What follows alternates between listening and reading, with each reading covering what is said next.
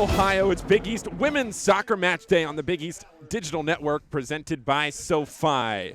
It's DePaul and Xavier here from the Xavier Soccer Complex. Good afternoon, everyone. I'm Paul Fritchner alongside Mike Schmaltz. Xavier in first place right now, but DePaul could slide into first with a victory here this afternoon. Yeah, the Musketeers with a great turnaround here this season, in first place for the first time in the Big East. 3 seasons ago, they were 1-8 in Big East competition.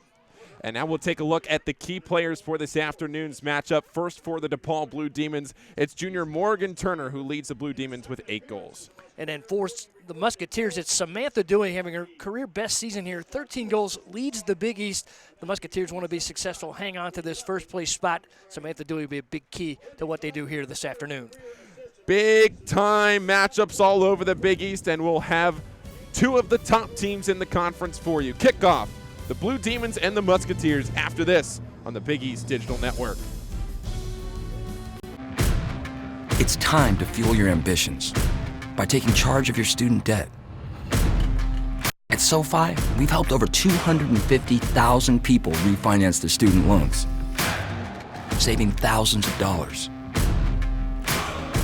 Now you can pay off your student loans faster and reach your goals sooner. See how much you can save in just 2 minutes at SoFi.com/save.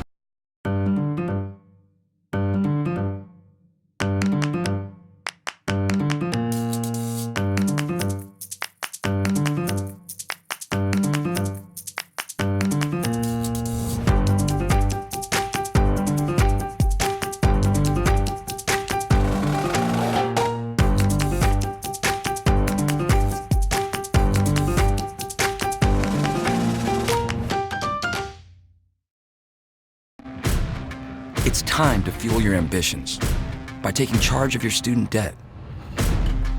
At SoFi, we've helped over 250,000 people refinance their student loans, saving thousands of dollars. Now you can pay off your student loans faster and reach your goals sooner. See how much you can save in just 2 minutes at SoFi.com/save.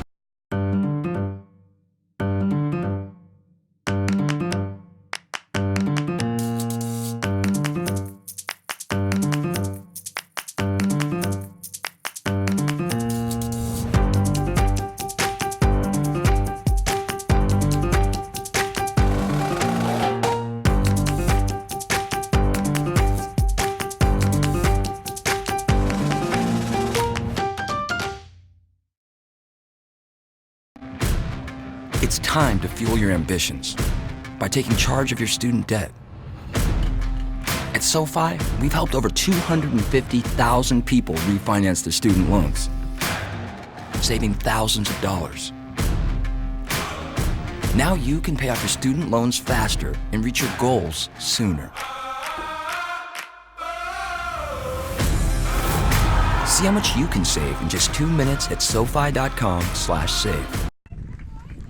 We are back on the Big East Digital Network for kickoff between DePaul and Xavier.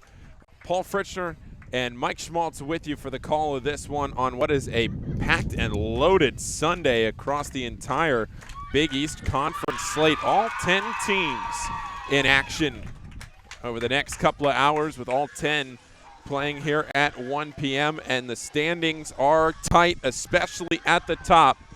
As we take a look here on your screen, Xavier currently in the top spot, and they have the Blue Demons to thank for that. DePaul taking down Georgetown on Thursday. That allowed Xavier to slot into that top spot with a 5-2 overall record. Xavier with 15 points. Georgetown right behind, tied for second with Butler. But you can see DePaul right now in 4th place can take over first if they come away with a victory here this afternoon. DePaul looks for its 8th straight Big East Tournament championship berth, and they can do that here today with a victory, win, and they're in. If they draw with the Musketeers, they're going to need a little help. Creighton would have to lose to or draw with St. John's, and then Providence and Villanova also battling this afternoon. Either team has to win that. That can't end in a draw.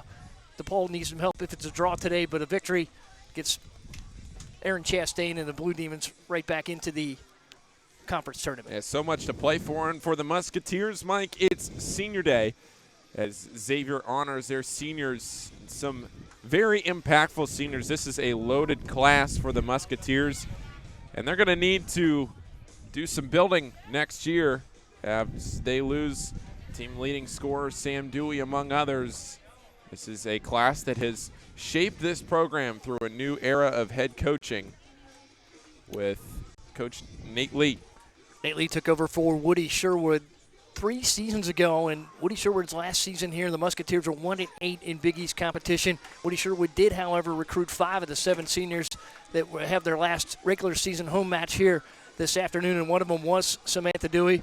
Interesting note on Samantha Dewey, did not want to come and even visit Xavier University. Had some other offers, didn't even want to research coming here, but as soon as she stepped onto the campus, said this is the place she wanted to be, and she will start today 4th all-time in single-season goals for the Musketeers with 13 and leading the Big East.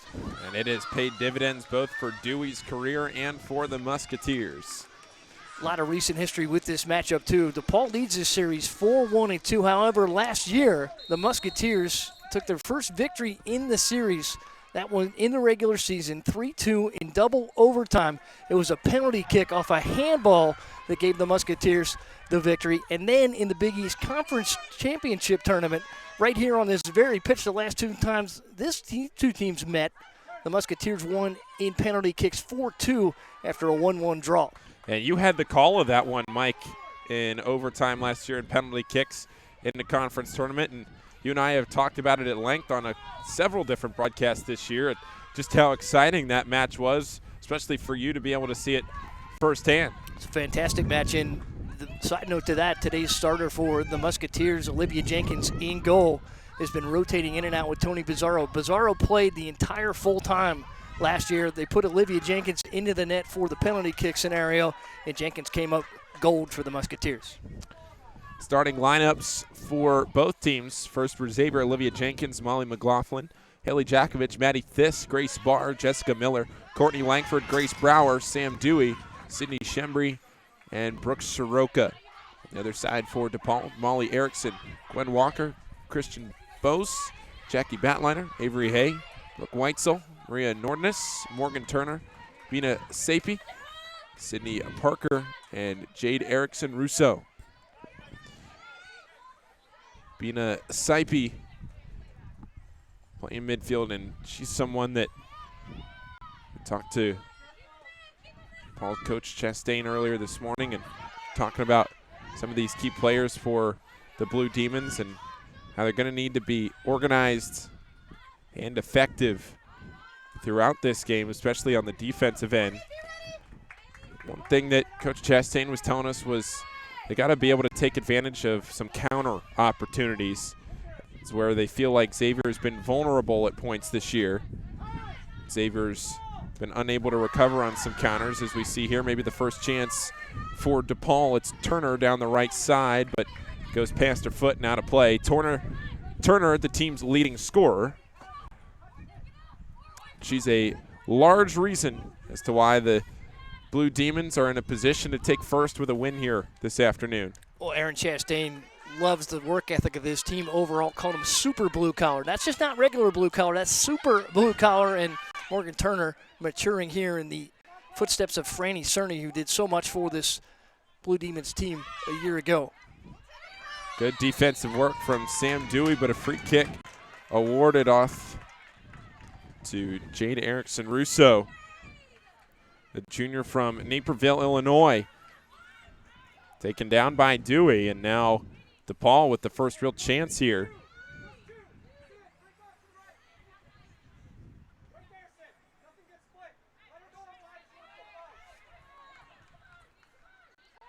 Erickson Russo, one of the veterans with this team, a couple of goals so far this season. Saping, we already talked about, he has 3 goals on the year, and Kristen Bose as well with 3. And play in, and Olivia Jenkins comes up on the far post. Xavier in the white jerseys, DePaul in the dark tops, the blue shade on the back, and black sleeves.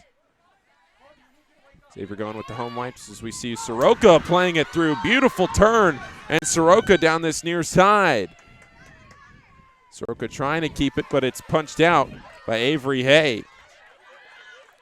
A great defensive angle there for the Blue Demons, and Sydney Parker angled back and just rode Soroka off that line. Soroka unable to turn there, and now DePaul will take it up the pitch. Saipi playing it ahead, and Jenkins comes way out of the box to control for the Musketeers. But Mike, you mentioned in the open, take a second here as we set the table for this match to really dissect the job that Nate Lee has done turning this Musketeer program around. As we see Grace Brower going ahead, it's Shembry along the right side. Shembry turning, Dewey a shot, but it's deflected away. Good defense from the back line of DePaul. But Coach Nate Lee has really organized the troops and turned things around in a huge way for this women's soccer program. Just for perspective, 49 victories in the 7 seasons prior to Nate Lee's arrival here. They've got 30 already since his arrival. He had his 30th against Marquette in the last victory. As we see a beautiful defensive play from Maddie Thiss, able to punch it away, but Turner there to recover. Turner playing it in, and Jenkins punches it out. But DePaul still with it in the attacking third, ahead, and out of play for a goal kick, but a frenetic pace to start this one.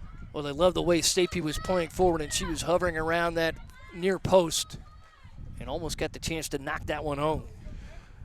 But back to your point, Mike, Coach Nate Lee has done so much to turn this program around, and he's amassing victories, and he's doing it quickly. Yeah, got him into the Big East tournament each year he's been here, so they will have their 3rd straight coming up. Got the first tournament victory last year, so he's making strides, attracting talent from different areas. Got a great transfer in from Wisconsin. That's Grace Barr, having a fantastic senior year here for the Musketeers. Recruited her out of high school. Grace Barr wanted to transfer a little bit closer to home, which is Broadview Heights, Ohio. Knew Nate Lee was looking for some help here and was able to transfer in. But amazing that Nate Lee's had his 20th head coaching victory here this season and his 30th both in the same year. Done it very quickly. Yeah, it speaks to the quality of a program that he has established here in Cincinnati. We asked Erin Chastain about that as well this morning, and she said Xavier's always had the talent here, and she points to this senior class. 5 of them were on the roster when they were 1-8 in Big East play. Jackie Batliner playing it in, head on toward the goal, but kicked away, and now it's Soroka resetting on a counter for the Musketeers. She'll play it ahead to Sydney Shembry. Second ball for DePaul. The other thing for the Musketeers that Coach Chastain was mentioning was when you have teams like the Musketeers that maybe weren't up to the quality that they are now, you're looking at 2015, 2016, it elevates the entire profile of the Big East Conference, and you're looking at what the Big East was before and what the Big East is now. It's a point that continually coaches make the more and more we talk to them before these matches, and it's something that they always say that there's no easy game in the Big East. No matter what, no matter the quality of the opponent, there's no big game on the schedule where you can say, we'll pencil that one in. And the entire conference slate has really upped the level of quality here in the last few years as the Big East looks to become a consistent multi-bid conference in the NCAA tournament. And that's a collective between the non-conference schedules. And DePaul has gone out and played some great teams in the non-conference to try to, what Erin Chastain said, mirror what we were going to see in the Big East. It's hard to do that in the non-conference schedule. She enjoys the parity. And, again, the phrase that stuck with me out of that conversation was the top of the conference isn't sailing through anymore. We're seeing that with DePaul able to beat Georgetown with a couple of draws as well. And it's getting closer as we move through and this conference develops.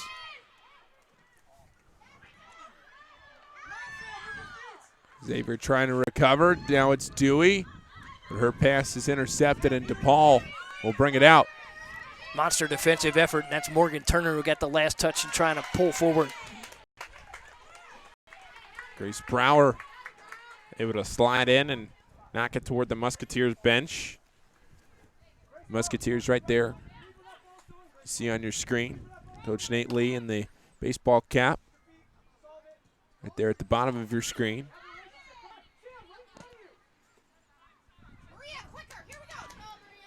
But DePaul did certainly go out and challenge themselves this year. DePaul got a victory over Georgetown on Thursday.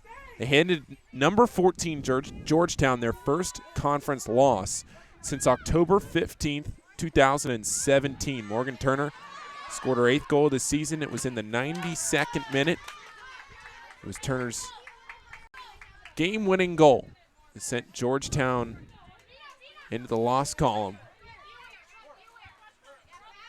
Aaron Chastain talked about that game as well. Doesn't expect any type of layover or letdown coming out of that game. Very excited for her team and said fantastic full team effort. Soroka took a rebound right to the rib cage. Maddie this, Soroka still down.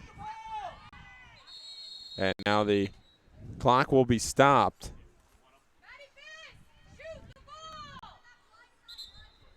And the training staff will be called out to tend to Soroka. Went down in a heap.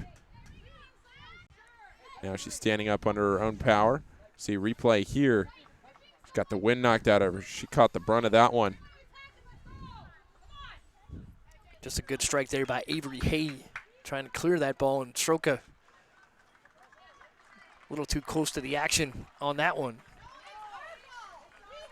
Brooke Soroka's been a big part of this Musketeer team, the second leading scorer for Xavier with 4 goals this season.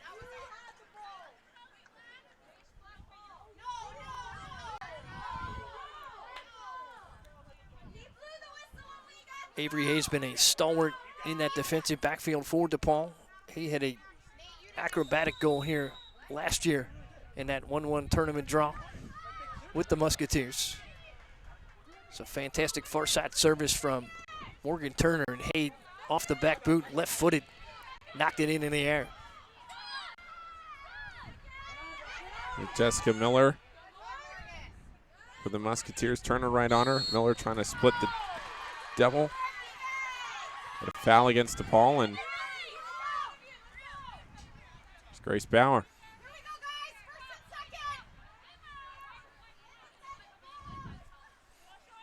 Grace Barr into the middle of the pitch for McLaughlin. Back to Barr.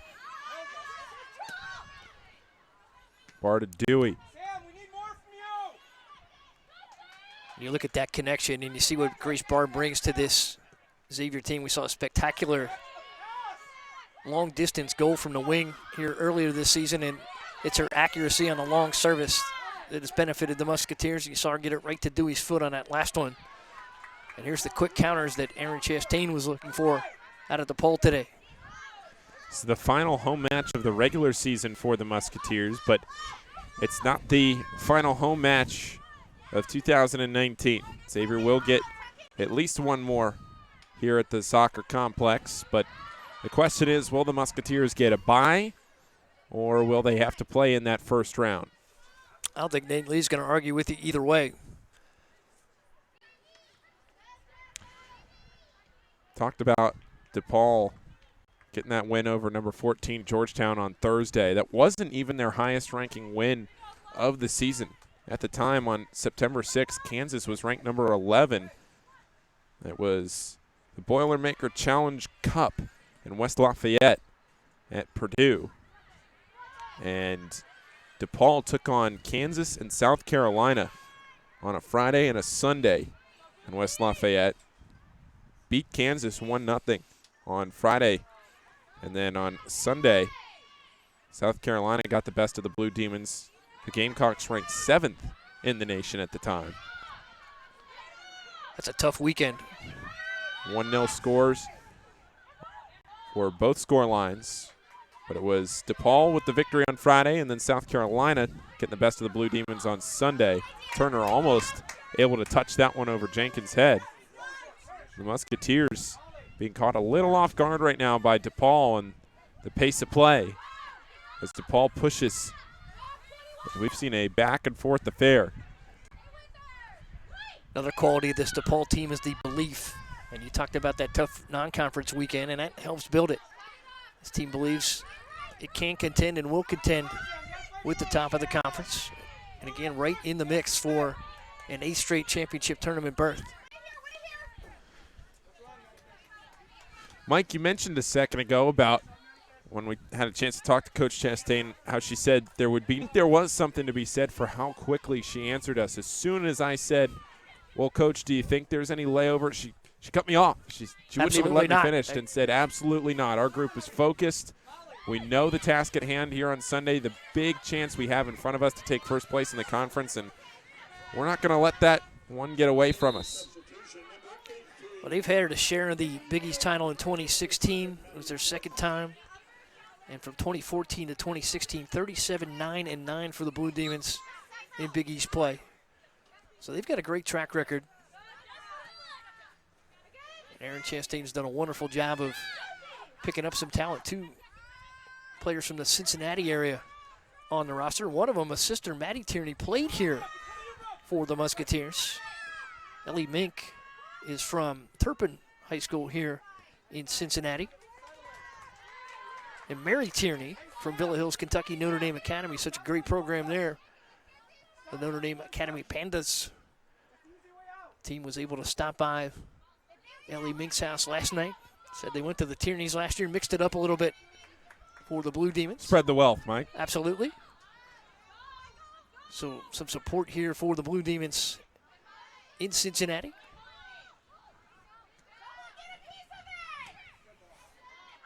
And playing as Shembri tries to chase it down, but unable to. And you look at the job that Molly Erickson has done in goal. I mean, she has performed admirably, playing every game, every match in goal this year for DePaul.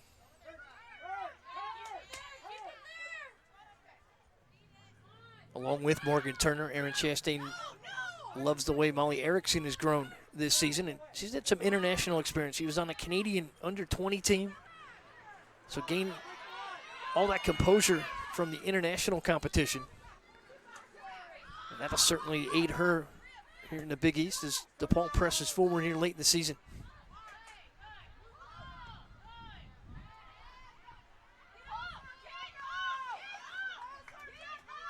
Well, right now, Paul, the Blue Demons making it absolutely difficult for the Musketeers to find anything in the center of the field. Xavier can attack from there with several different pieces. You got Sydney Shembri out there right now. Brooke Sroka is back on. And they're 2 great compliments to Samantha Dewey forward, but the Blue Demons, Avery Hay, we've seen made a couple of nice plays. Sydney Parker out there as well. Really making things difficult for the Musketeers once they get to the top of the 18.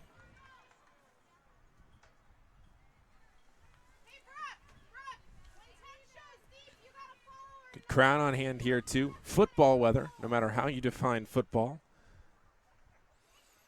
Gorgeous American day. style or the footy. Beautiful day. Sun coming out. It was pouring down rain here in Cincinnati yesterday. And these 2 teams got a huge break here today. I think we did as well. We got a little open press box over here at Xavier University. We would have been a little bit challenged to keep everything dry yesterday. It rained the entire day. It hasn't really rained much over the last couple of months here in Cincinnati. In fact, the last time it even really rained was a few weeks ago when Xavier played here. The women's soccer team played on Sunday earlier in the month of October, and the game was delayed a half hour due to lightning. Rained a little bit before the match. It was delayed due to lightning. That match against Seton Hall, Xavier eventually came away with the victory. Delayed due to lightning. About 2.5 minutes into the match, Xavier was already up 1-0.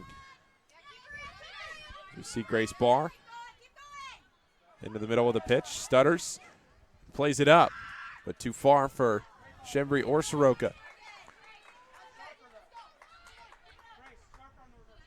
Solid defense back there by Avery Hay once again. That was one of the keys for Aaron Chastain today, was to be aware of the Musketeers' services forward. They know Grace Barr can place it well from distance. Avery Hay marked that well to turn away that Musketeer opportunity.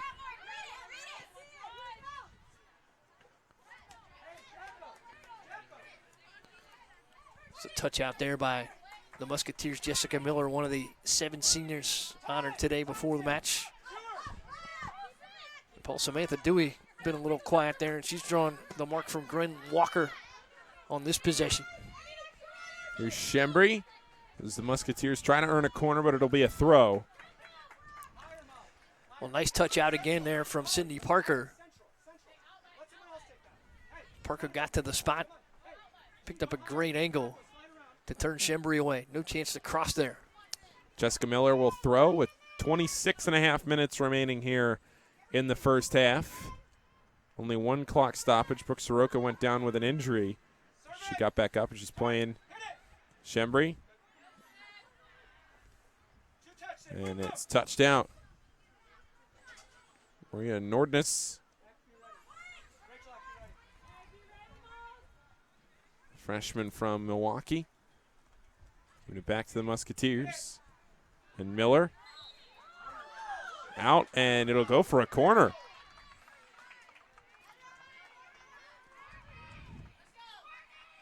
Miller, a smart play to play it off the defender. And Xavier earns the corner. This will be the first corner for either side this afternoon.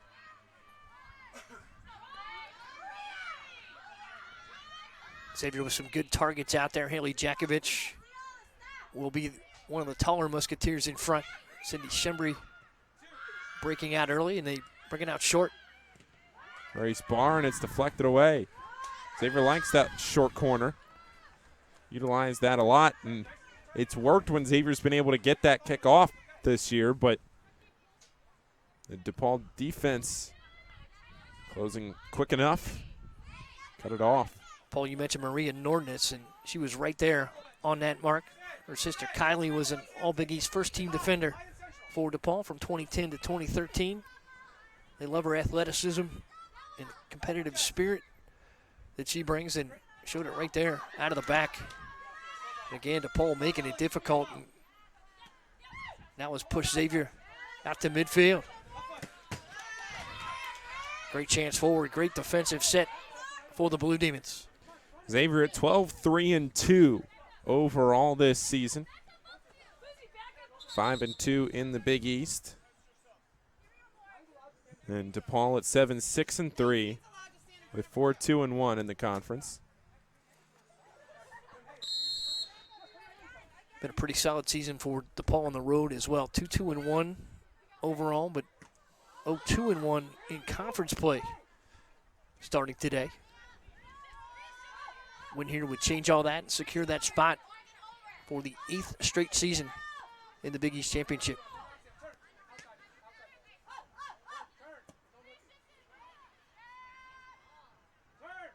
Sam Dewey playing it over. Emily Burton. Yeah, DePaul right now making it very difficult for the Musketeers to move forward. And now DePaul has pushed some numbers up. It's really holding. Courtney Langford to Miller. Now Dewey with space in the middle of the pitch. Up the way it goes, looking for Soroka, but unable to get it to her. DePaul recovers. Avery Hay once again. Yeah, Avery Hay. Called her name quite frequently already this afternoon.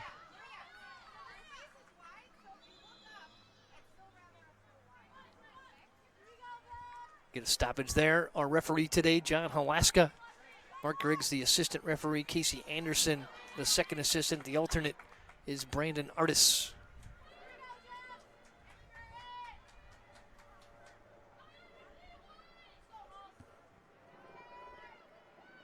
There's another area Aaron Chastain thought they could excel in today. Set pieces.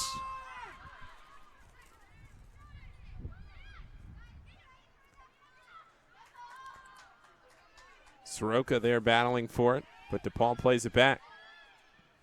Batliner ahead. Haven't seen really too many scoring chances yet through the first 20-plus minutes. Now, credit to both defensive sides, but you can see the strategy that Aaron Chastain lined out for us today. Trying to leak a player behind the Musketeer defensive backs as they play forward. Xavier offensive-minded and transition-minded out of the back. Grace Barr with a couple of goals this season. Just haven't had that service for DePaul that's beat the Musketeer defense yet.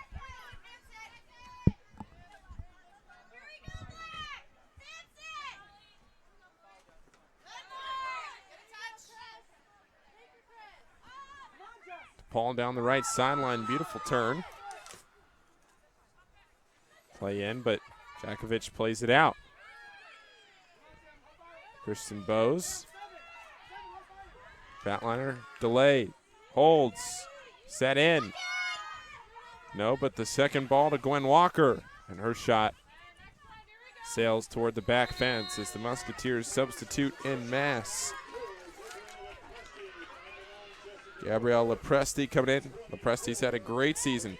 And Carrie Lewis into the match alongside Rachel Eck, the grad student, celebrating her senior day. It's one of the big advantages the Musketeers will have, particularly with any home matches that'll remain. 37 on the Xavier roster this season, and it's a pretty large number, but Nate Lee in his transition wanted to honor the previous commitments the Musketeers had, got together with the athletic director here and made sure that any commitment that was honored before his arrival was upheld.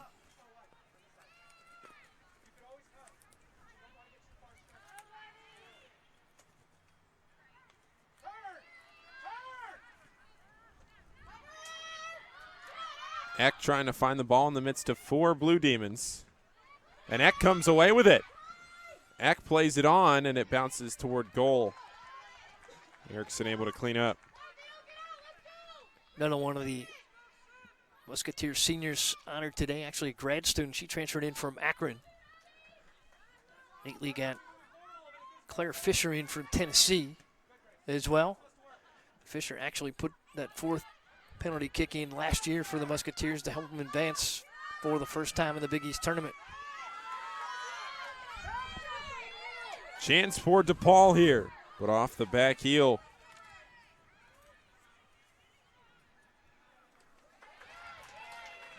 Bowes able to regain control, and it'll stay a throw for Bowes. She had a chance down that side. Went off her back heel. She overran the ball. They love what Bowes is bringing to the table. She's been injured. She's been training sporadically as she comes back from that injury, but they really expect some big things out of her based on what she's produced with the injury here this season.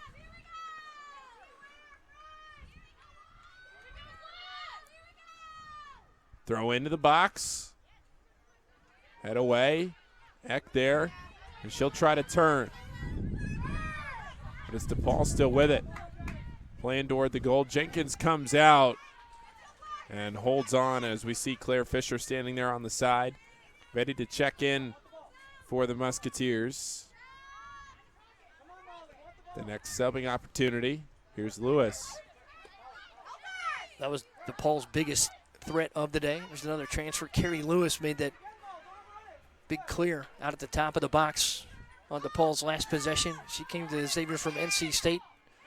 She holds down this controlling midfield portion. Great distributor as well.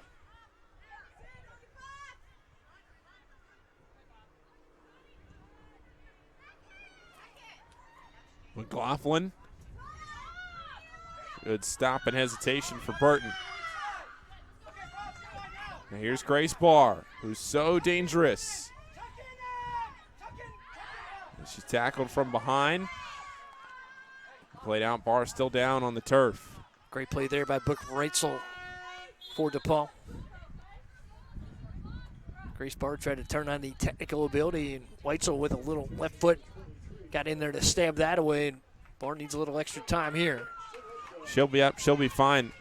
And as we take another look, Barr taken down. Mike, Grace Barr has just done so much for this Musketeer defensive unit. Consistent Big East Defender of the Week. She has come on strong for this campaign. She was with Wisconsin, wanted to move closer to home, had that familiarity with Nate Lee. Had a little sit down, outlined what each wanted individually and for the program. Grace Barnes delivered in her 2 seasons here. Mixing it up again.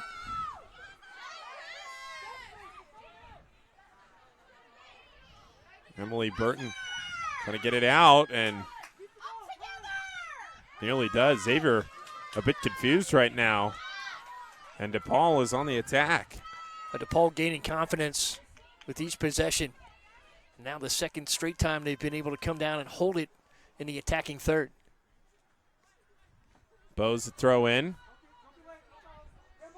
Take it away, and it's Eck to Dewey. Dewey can't turn, and DePaul continues to play stifling defense. Sydney Parker that time. Samantha Dewey gets loose. She is an absolute magician, 1v1. Mike, this has been a very physical match through the first half hour.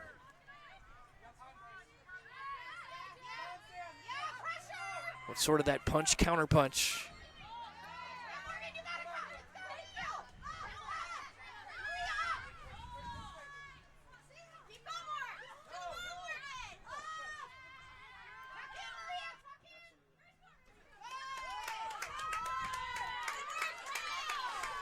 Just over 15 minutes remaining in this first half. 7 fouls called, 4 on DePaul, 3 on Xavier, but we've seen numerous players on both sides go down to the pitch. The physical style of the Big East coming out to play. Well, DePaul right now controlling possession. Yep. And now here at mid, holding Xavier in DePaul's attacking midfield. Anytime you can do that, of course, you increase your opportunities.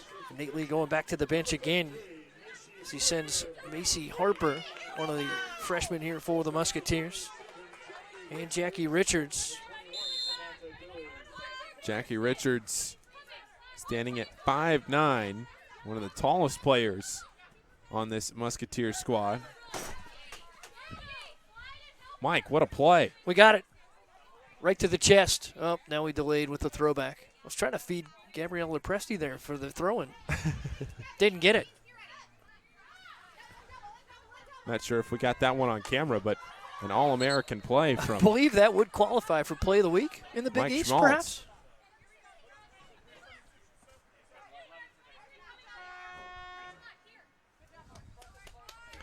I'm told we won't get a replay of that. I'm trying to get some maybe overseas looks, some contracts. Nothing. No help. Have you exhausted your eligibility? I don't know if I ever had any. So absolutely not. Somebody wouldn't bring me on as a grad student. That'd be a good clubhouse guy, I think. The glue guy. The gel. glue guy. Absolutely. Always need one of those. Worth absolutely nothing Athletically. competitively. But a great attitude. Hold the team together in times of adversity.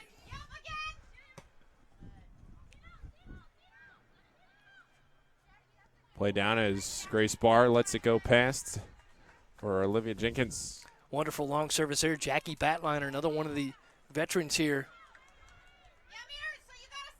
for Aaron Chastain. This is a relatively young team for Aaron Chastain. No seniors, but a good set of juniors, a couple of redshirt juniors in there.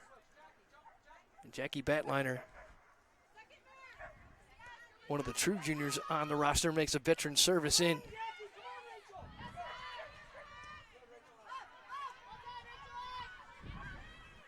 This play, Mike, has been concentrated right here in this middle section of the field between the attacking thirds of both teams. Passing has been crisp, but nobody really able to break through for a big scoring chance. 2 shots apiece. As I say that, I'm trying to go to Carrie Fisher. Carrie Lewis. That would be Claire Fisher also in the match. Not the first time I've done that one. Right. Carrie Lewis will go over to take the corner. Avery Hay again over to make that deflection. And that was Xavier's most dangerous threat so far. Coming out in the open field, a nice move by Lewis to get that strike away, but Avery Hay over to shut the door. And this is where Carrie Lewis has been fantastic for the Musketeers out of the corner service. Second corner for the Musketeers. Lewis playing it on, the header, and Ack trying to go up with it. Musketeers will get another corner out of this from the far side. They'll send Grace Barr over to that, but how about Molly Erickson with an aggressive play right there at the far post on Rachel Eck. The sophomore from Ottawa. So again, growth and maturity for both Morgan Turner and Molly Erickson. She showed it there. Good decision making to give Xavier absolutely no chance on the touch. Play in toward the goal, the header. Off the top of the goal. Well, that time you saw the prowess of Grace Barr on the long service. Wonderful placement there at the far post. Richards in the air, again listed at 5'9". We think it's a little bit too generous on that. Yeah, absolutely undersized on that measurement. She's probably around 5'11" or so. But a great target in the air, and dangerous chance for the Musketeers. Flies a little bit high.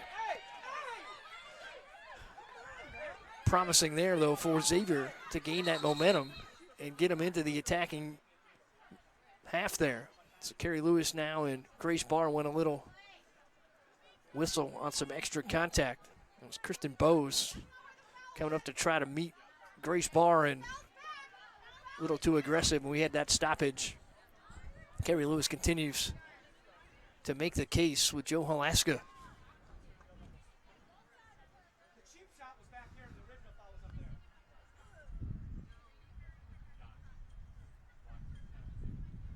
It'll be Grace Barr. Well, you mentioned the physicality of the match, and there it was. Right there.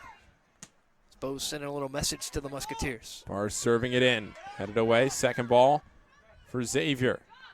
Presti back.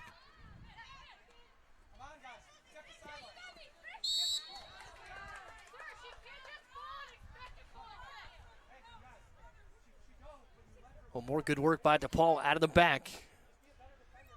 See, DePaul's formation has been somewhat spread out from midfield back to the defensive third.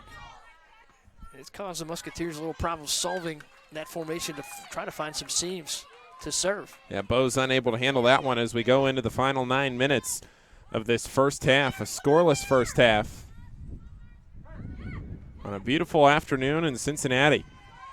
Here at the Xavier Soccer Complex, Paul Fritchner and Mike Schmaltz with you.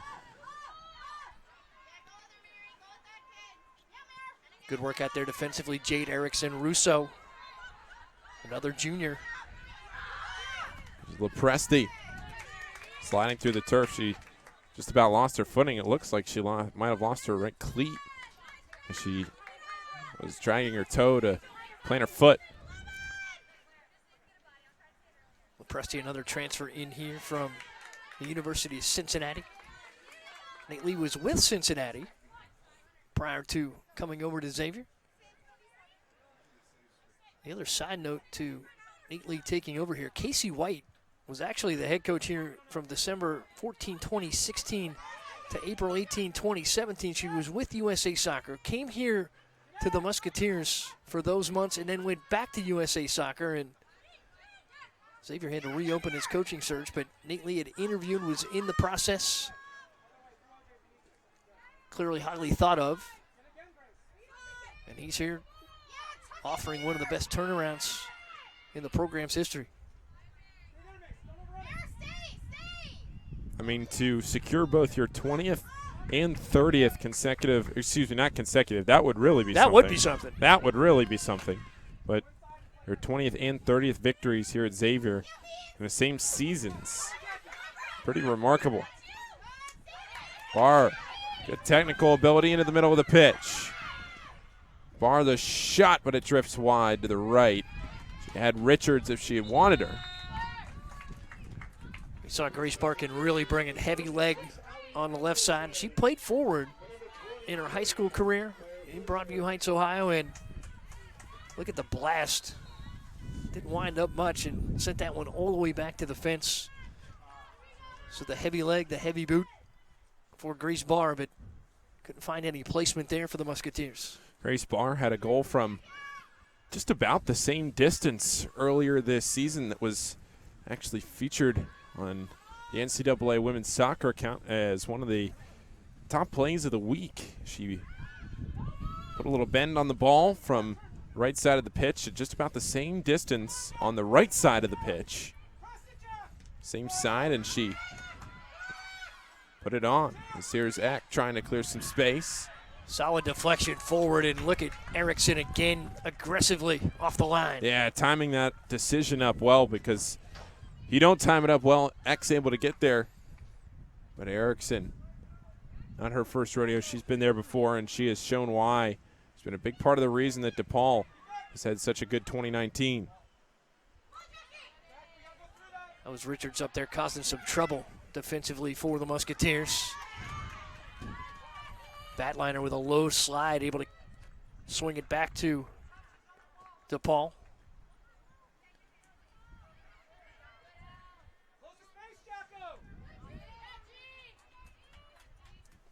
Paul, we're seeing a good old-fashioned Big East grinder here in the first physical play. Both teams with some chances, but both teams running into some solid defensive positioning. Michaela Kohlberg coming on for the Musketeers, a senior, celebrating her senior day in Castle Pines, Colorado. Kohlberg, one of the originals here. She's a film and television major here at Xavier. And to a woman talking to that senior class, Xavier did a video series to salute this senior class. All of them talked about the closeness of this team. A lot of the memories they came up with, of course, that victory over DePaul last year, and then Musketeers were able to draw with Georgetown here, and each of them mentioned the energy of that day. Even the players that weren't in the game played a role emotionally on the bench. A lot of them said they'll carry that memory with them for the rest of their lives. It's Grace Barr giving Richards a chance. It's Gary Lewis shooting. That was Avery Hay there again to deny at the top of the box. She is the protector for DePaul in the center of the field right now. Hay got a piece of that with the header. Lewis picked up the rebound, but really didn't have any opportunity to try to get that to net. Going down here to the final 4 minutes of this first half. Both coaches, Mike, really pleading for those second balls. Look for the control. Barr has done her best to set the team up, and the Musketeers now 3.5 minutes left.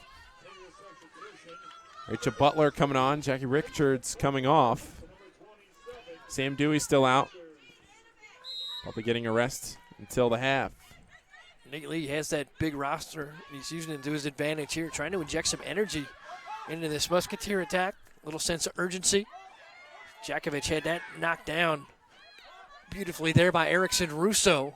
And there's one of the quick opportunities they were looking for. Now the Musketeers with numbers forward.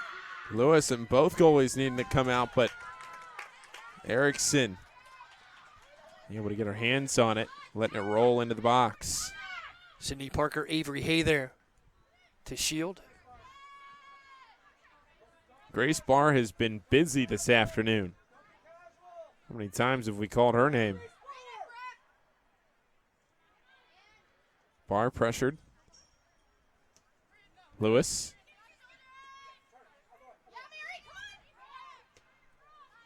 Across the pitch to Jakovic. Macy Harper surveying the pitch.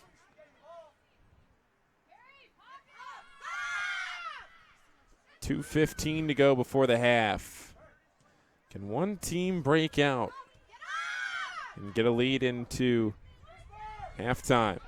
Seeing great defensive work there. Erickson Russo up front, along with Kristen Bose.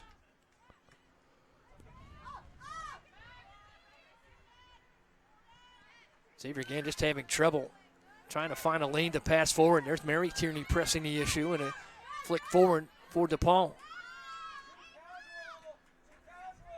Aaron Chastain, you don't make 7 straight Big East championship tournaments not doing some homework, and she's got this Musketeer offense stifled right now. Deep possession and a chance for DePaul. But Bina Saipi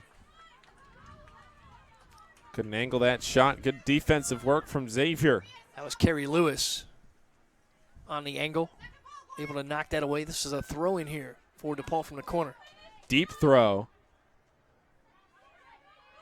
Headed wide by Xavier. Kohlberg in the corner, and the throw for the Musketeers with 60 seconds remaining.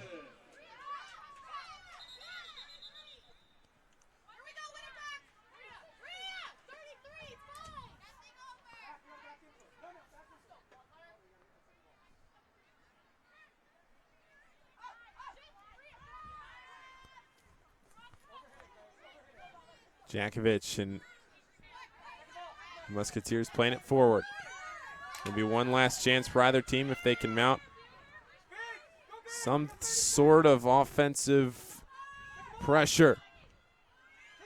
There it is for Xavier, but too much of a touch. 20 seconds. Can hear Coach Nate Lee saying, someone take a chance. Play it toward the goal. Into the attacking third now. Flick ahead for Xavier right before the half. But unable to get there, Erickson cleans up. And that'll be how we go to halftime. Right there before the half, Rachel Butler with a bit of a window for an opportunity, but Xavier with 4 shots in the first half, Mike, to DePaul's 2. And we'll go into the half scoreless. Well, great work there from the DePaul defense in that opening 45 minutes. Musketeers stifled to get it out of the back. Scoreless on the Big East Digital Network. We'll be back after this.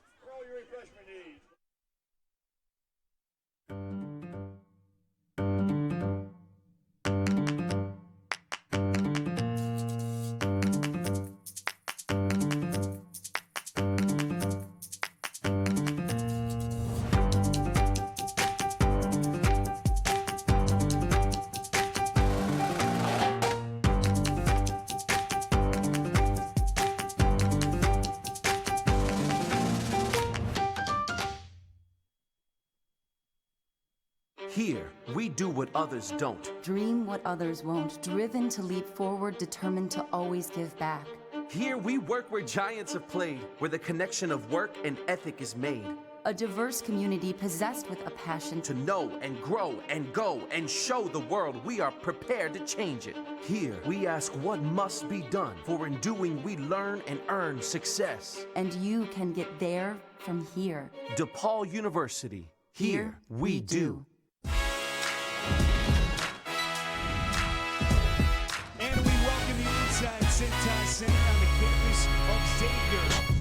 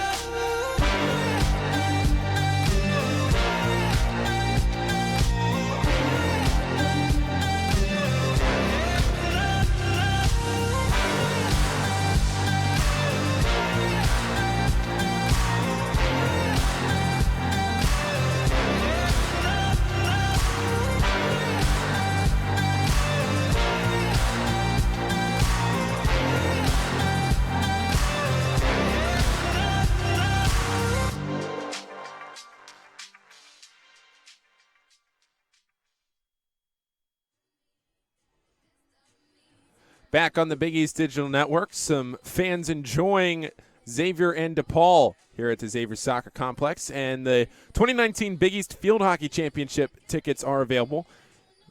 Championship taking place on November 8th and 10th at Quinnipiac University at Quinnipiac's Field Hockey Stadium in Connecticut. You can go to www.bigeast.com/FH-tickets to secure your tickets for the championship. A scoreless affair here between DePaul and Xavier as we kick it now to our feature on the Big East Digital Network at halftime between DePaul and Xavier. When my time came to stop coaching, I was very fortunate that I didn't have to go cold turkey. I was able to start the Big East Conference, and we came across the sky like a meteor. One recruiting year that they had that really turned everything around was the Ewan Mullen Pinckney recruiting year. It changed the face of Eastern basketball probably forever.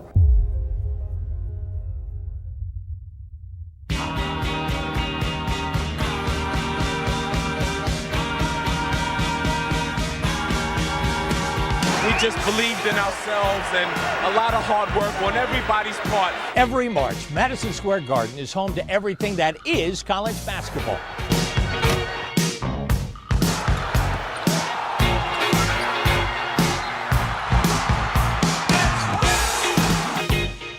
Put on your red shoes and dance the blues.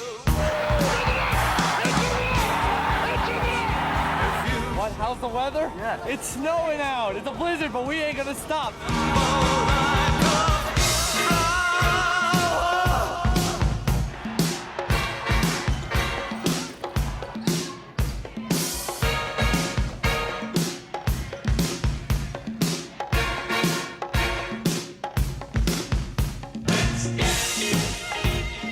Put on your red shoes and dance the blues.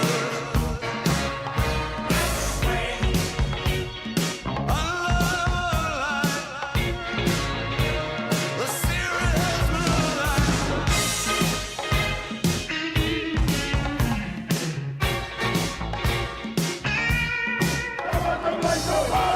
I think rightly there were questions early on about whether the Big East could withstand the test of reconfiguration. And I think if you were here, we've done that and more. It's a monster league now. Last man standing, bring the flag. Tough to coach in, but great for spectators and great to play in. The march of the Big East goes on.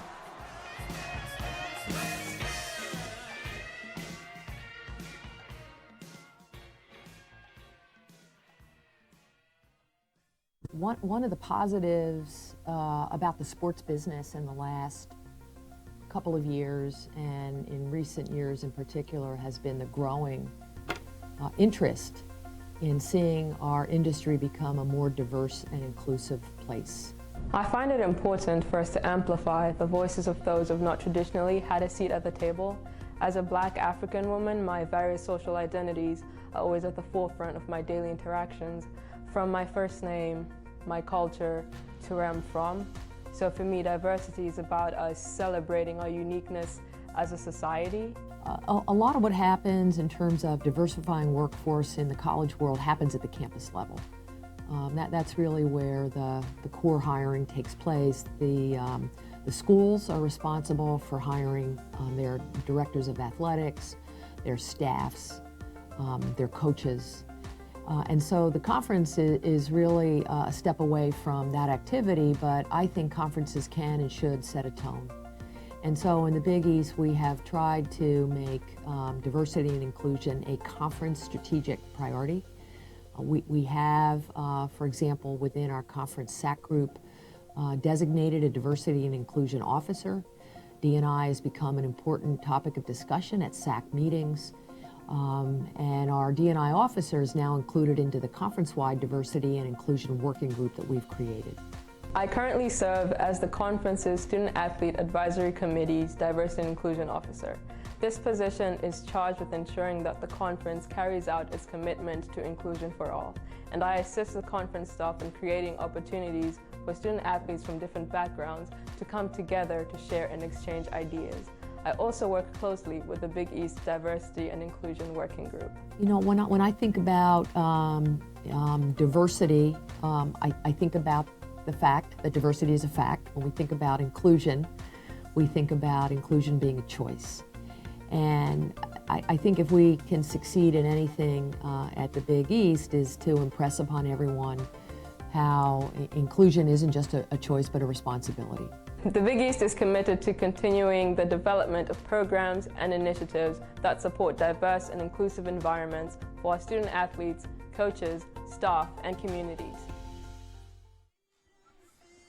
Back on the Big East Digital Network, Paul Fritcher and Mike Schmaltz with you for DePaul and Xavier. We're at halftime right now, scoreless, a choppy first half as both teams were really unable to get too much of a scoring chance. But now we'll take a second during halftime to welcome in Xavier University Athletic Director Greg Christopher. First of all, Greg, thanks for taking a chance to catch up with us here on a halftime show. Absolutely. And first of all, we want to talk about Coach Nate Lee. It's senior day here for the Musketeers, but Coach Lee, through his first few seasons, has secured over 30 wins for this women's soccer program and has completely done a 180 for the program. How impressed are you with him and what he's been able to do? You're right, Paul. Very impressed is the short answer, but not surprising, actually. I mean, this is the vision that Nate laid out when he interviewed, and his history of being in part of turnarounds, led to the, part of why he got the job. But at the end of the day, he's done exactly what he said he was going to do in building a culture of winning and also recruiting high-level talent. So we own our own destiny at this point, today and against Butler. So we'll see how things turn out. But the program has grown exactly how Nate thought it would. So when you all were looking for a new coach to take over this program and really take over the ascendance of this program in the Big East, what were some of the qualities that you were looking for out of a Big East coach at Xavier? Every time we have a head coach search, we go through this exercise, Paul, where we sit down and we come up with a set of categories, and usually it's 5 to 10. What are we looking for at that point in time? And it's different, because each program and each opening at that moment in time is different. But for this program, when you're trying to do a rebuild, it's a little different than, say, what Travis walked into a couple of years ago in men's basketball. It was about somebody who had some experience in growing programs, and that's what Nate had and the stops he had been before. So recruiting is key. At the end of the day, being able to be a good fit at Xavier is an important part, but also to bring in and instill a positive culture. So those are just a couple of the ingredients that we were looking for. Certainly the Midwest ties were a big deal because there's great soccer in Ohio, Indiana, and Kentucky. And you talk about the transition, but for you yourself, you had to navigate an entirely larger scale transition as the athletic director here at Xavier. You had to navigate the transition into the Big East Conference. And Xavier now over 6 years and joining the conference in 2013, from basketball to soccer to all the Olympic sports, everything, it has completely transformed all 10 of the universities that are participants in the Big East. But how important has it been for you to be able to see where this school, especially with Xavier, where they've gone from where they were in the Atlantic 10 to now where they are in the Big East? You're right, Paul, in that I arrived about 6+ years ago now, and it was literally right as we joined the Big East. So it was a fun time, an exciting time for the university. And I think over 6+ years, you can tell that we fit, certainly. It's a great conference. All 10 institutions fit academically, athletically, really culturally in a lot of different ways. Even though, not everybody's faith-based. At the end of the day, everybody has the same values equation. So it's a great conference in that manner. Some of our sports were ready right from the get-go. Some it's taken a few years. You probably never get all 18 rowing in the same direction at the same time. I've said that more than a couple of times.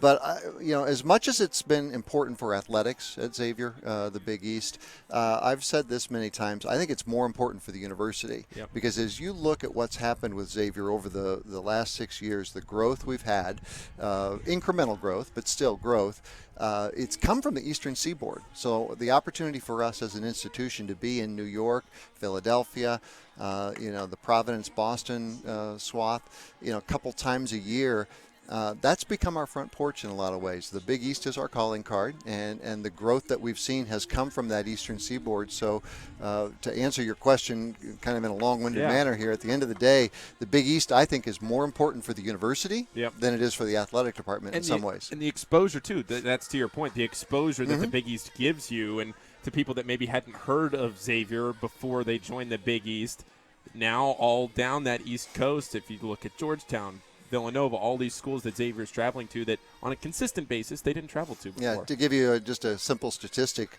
when I arrived and when we joined the Big East, about 45% of our students were from out of state. Today it's 65%.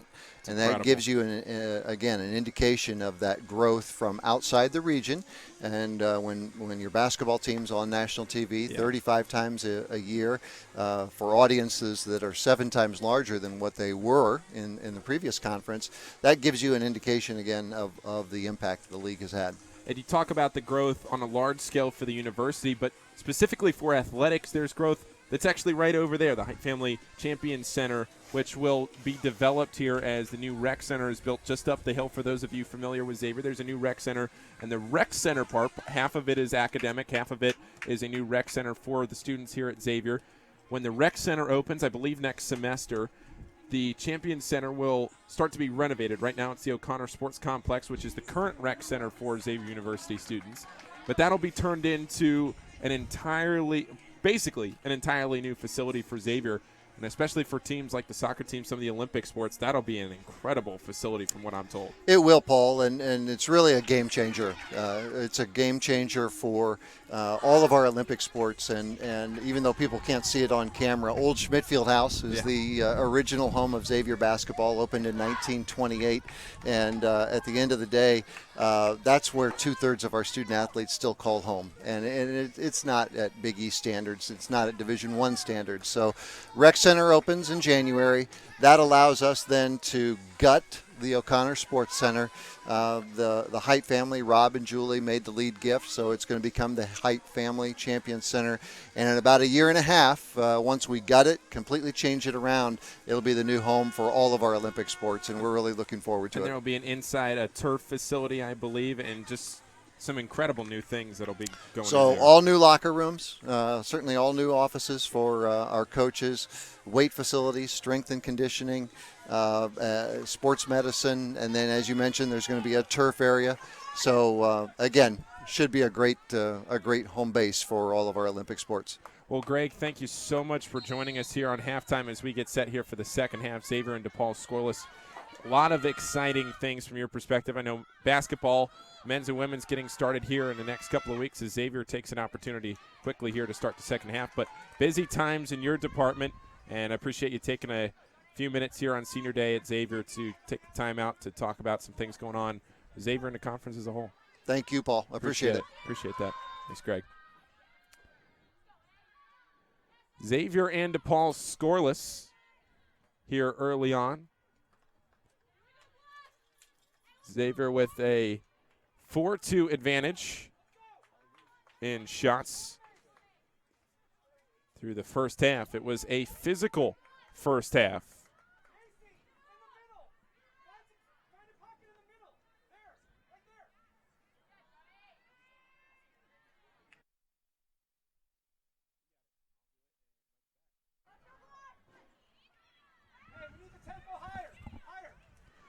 Well, Paul had a chance to talk to both coaches there coming out of the half. Nate Lee telling his troops not to be afraid of the moment. Just think they're playing quite loose enough. Tentative. They know mistakes can be costly, especially against a solid DePaul team, and just wants his team to loosen up, play them a little more free here in the second half. And for Aaron Chastain, thought they missed a couple of chances to slip behind the defenders, which was part of the game plan coming in. She just wants her team on point, as she said in the pregame. That ball dangerous in. And a goal for the Musketeers. A rebound for Xavier off the crossbar, the play in and a set for the Musketeers. And an ability to find the back of the net. What a first goal for Xavier as they break through. You can see this one set in. It was Haley Jakovich And then Molly McLaughlin there to clean things up. And Xavier, in the blink of an eye, is up 1-0 to start the second half. Less than a minute and a half in. Well, there's a momentum changer for the Musketeers right out of the half. Tough play there for Erickson as that ball launched high and almost caught the crossbar on the way down. That rebound came out. McLaughlin opportunistic. The other part of that message from Aaron Chastain was take care of your individual battles, and maybe McLaughlin left a bit unmarked there to put home that rebound. Brooke Stroka also in the area.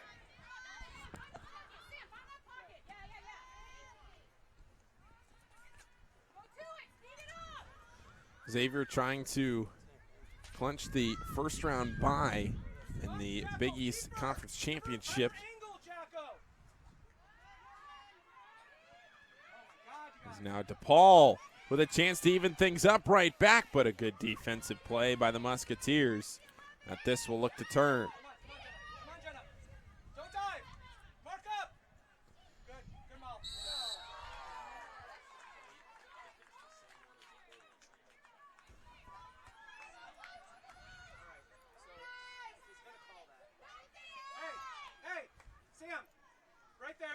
Sam, a little more. Chance for DePaul here. So we see Kristen Bowes go off and go toward the box. Jackie Batliner, the junior, will come on to the set piece. Jenkins setting up her defensive line.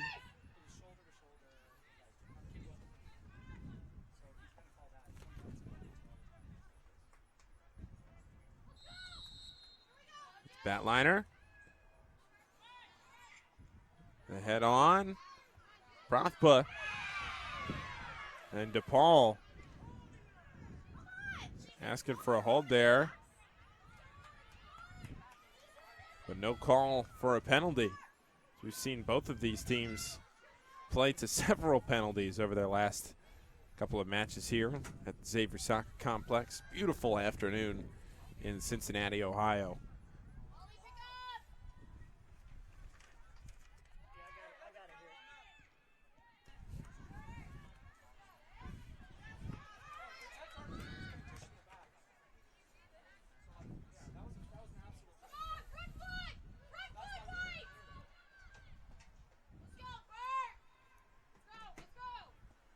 A throw for DePaul. And a bit of a lazy kick out for Xavier as DePaul maintains possession.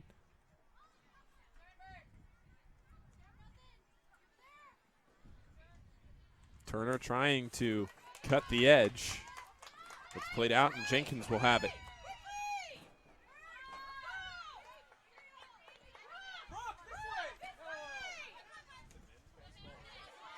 Solid work there for the Musketeers to relieve some pressure. And now Xavier trying to find that momentum. And they brought Jenna Prathpa into the game. Prathpa's a Mount Notre Dame product from here in Cincinnati, but led Cleveland State in goals a couple of seasons ago. Was banged up early in the year. They just got into the playing rotation about 5 matches ago. So Prathpa some scoring punch up front.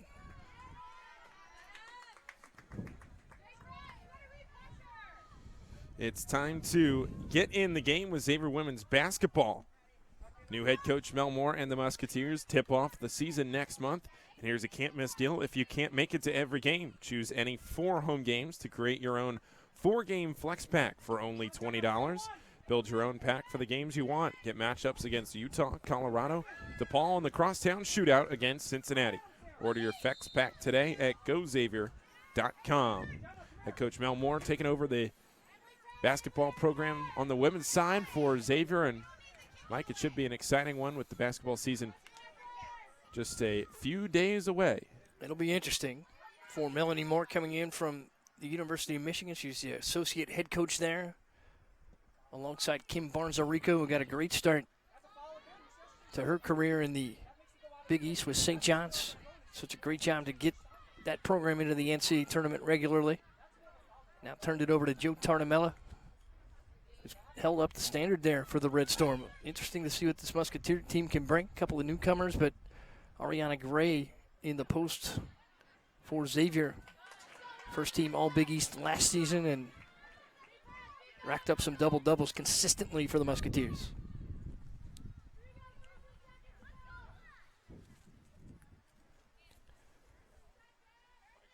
So Xavier able to stop another opportunity.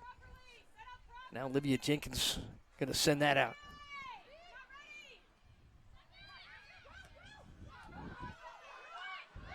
Soroka trying to chase it down. Soroka into the box, and Soroka now trying to turn, but it's punched away. Pratpa there. Good defensive work as Erickson came off her line, and Soroka got behind it.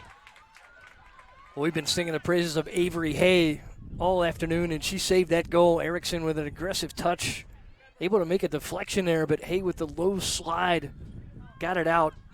And some help there from Weitzel on the second ball. Yeah, you could see there on the replay, Hay able to just get that foot in there and kick it out and to the side.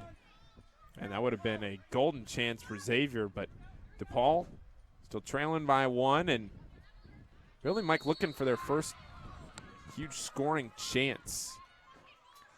Well, I think they come off that DePaul match, or that Georgetown match, where Aaron Chastain said that was not a match that had a lot of rhythm. This match here today, very similar style. And DePaul was able to grind that out and dig out a victory there with a nice set-piece execution at the end. So that's got to build some hope here for DePaul this afternoon. They are right in this and pressuring the Musketeers at every opportunity. All 10 teams in the Big East in action this afternoon. You see the Big East scoreboard there. Butler up 3-0 on Marquette in the second half. We understood there was a delay. That's the Georgetown game. Got a couple minutes into it and then had to stop. And a lot of that weather that moved through here yesterday for a full 12 hours of rain delayed the start of that match right at the get-go. And that's a turf field there at Shaw Field. St. John's and Creighton scoreless in the second half. I got a text from one of our other Big East correspondents, John Fanta, letting us know that we were delayed in the district. Kickoff hoping to get set for 3 p.m. If anything blinks in the Big East, on the Big East radar, John Fanta's got it. He's got it. He's there at Mission Control. He is our air traffic control director for news in the Big East, so not surprised that he would have that out to the network, so to speak. I don't have John Fanta's number. Where'd you get that?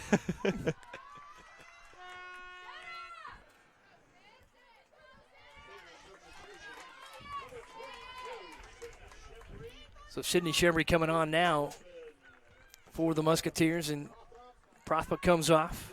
And Nate Lee's still looking for a combination that might be getting a little more aggressive here. Yeah, both teams using a lot of energy coming out of this halftime break. You saw that earlier when we started, that both teams came out of the gate with a fast pace, and then both teams now here out of halftime. See on your screen, Villanova with a 1-0 lead over Providence also in the second half. So some significant scores here as we check out the rest of the league. Scoring chance here for DePaul. Can they take advantage? It's Lazo. And a good cutoff. Wow, what a play defensively for Haley Jakovich. Scooting in front. She's been solid as well for the Musketeers throughout this campaign and last year as well. She'll be taking over that spot that Grace Barr holds down. Similar heavy leg ability there for Haley Jakovich, and a big target in the set pieces, particularly on crosses.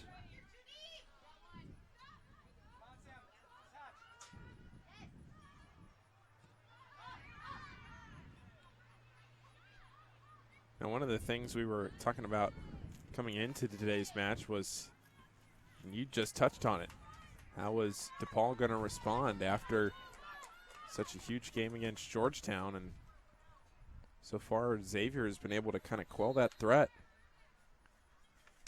I think it's great to know for the DePaul players that they can win a tight match. They can win something not necessarily beautiful late in the season. And as this season progresses on, you get tougher matchups. It's the idea. And again, Aaron Chastain with that comment about parity in the conference. No team really able to sail through any longer. And it continues to get tight as these teams get familiar with one another down the stretch. Play over near side for Batliner. Serves it in. And that looked to be an elbow to the head, but luckily only Burton able to get back up quickly. There's Turner coming over, trying to create. Just the forearm and the wrist. That's just another Sunday in the Big East.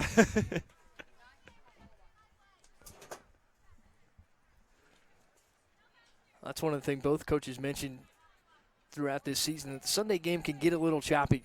And Aaron Chastain wanted to have her team look at this more like a Thursday game or a midweek game where you're a little bit more rested. But DePaul acquitted itself quite well. Just a tough chance. It beat Erickson there to start this second half.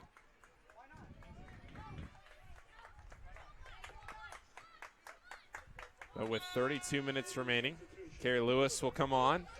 Molly McLaughlin coming off, and McLaughlin the goal scorer for Xavier. And McLaughlin's third, and always exciting when you can get a defender forward to contribute to your attack. McLaughlin saw that opportunity and able to poke it in. Yeah, the assist on that goal went to Haley Jakovic.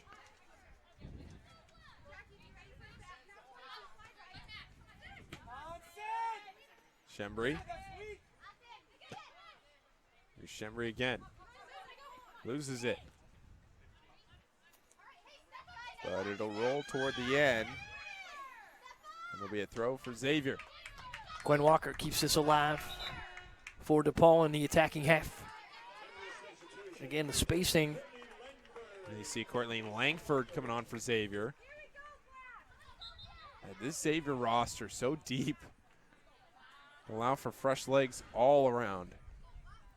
Sam Dewey was able to get a rest at the last 15 or so minutes in that first half. Beautiful technical skill there from the senior.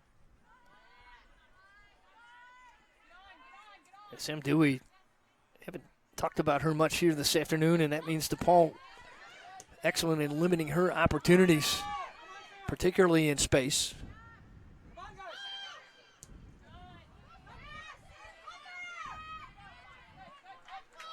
Dewey so far with just one shot. It was not on frame. You look ahead for both of these teams as Gabby Lepresti comes on for Xavier. DePaul will go back home for a game on the Big East Digital Network. That'll be Thursday afternoon, 4 Eastern, 3 Central, against the Golden Eagles of Marquette up at Wish Field. One more regular season match remaining.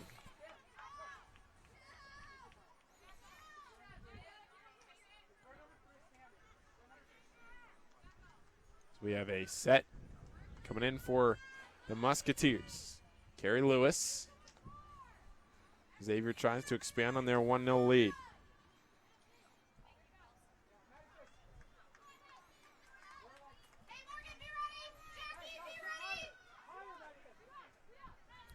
Lewis waiting as both teams organize in the box. Lewis to the middle, and it's headed away. Looking for Dewey. Play in, and it'll be an easy play for Molly Erickson. Great work again on the first ball by Sydney Parker defensively for DePaul. DePaul got the header out. Another good placement there by Carrie Lewis. And in today's ever-changing world, college students need adaptable skills and relevant knowledge to be successful. At Xavier University, students are prepared for what's next by learning to think critically and creatively, as well as to live lives for the greater good. Such an education is not beyond your reach. In fact, there are many scholarships available to help you.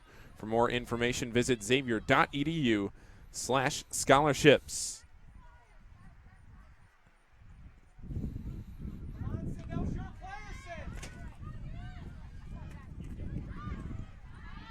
Gary Lewis again. 5-2 shot advantage, the only shot for either team through the first 17 minutes of this first half. The goal from Molly McLaughlin.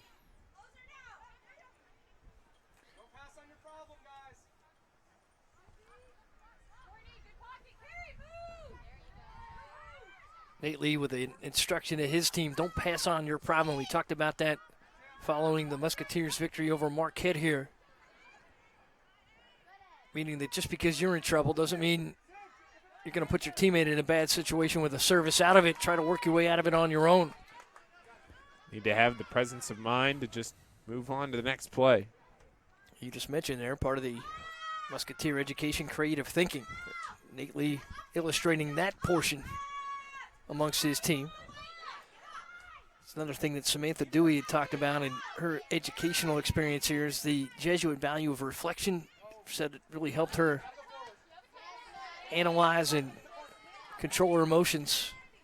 Very emotional player, plays with those emotions on her sleeve, and she's one that has some professional aspirations following her college career, whether it be NWSL, whether it be overseas. Grace Barr as well should have some opportunities. But in particular, Samantha Dewey mentioned that reflective teaching. Said it's really helped her advance her career. And 13 goals this season, leading the conference, and 4th all-time for a single season here at Xavier.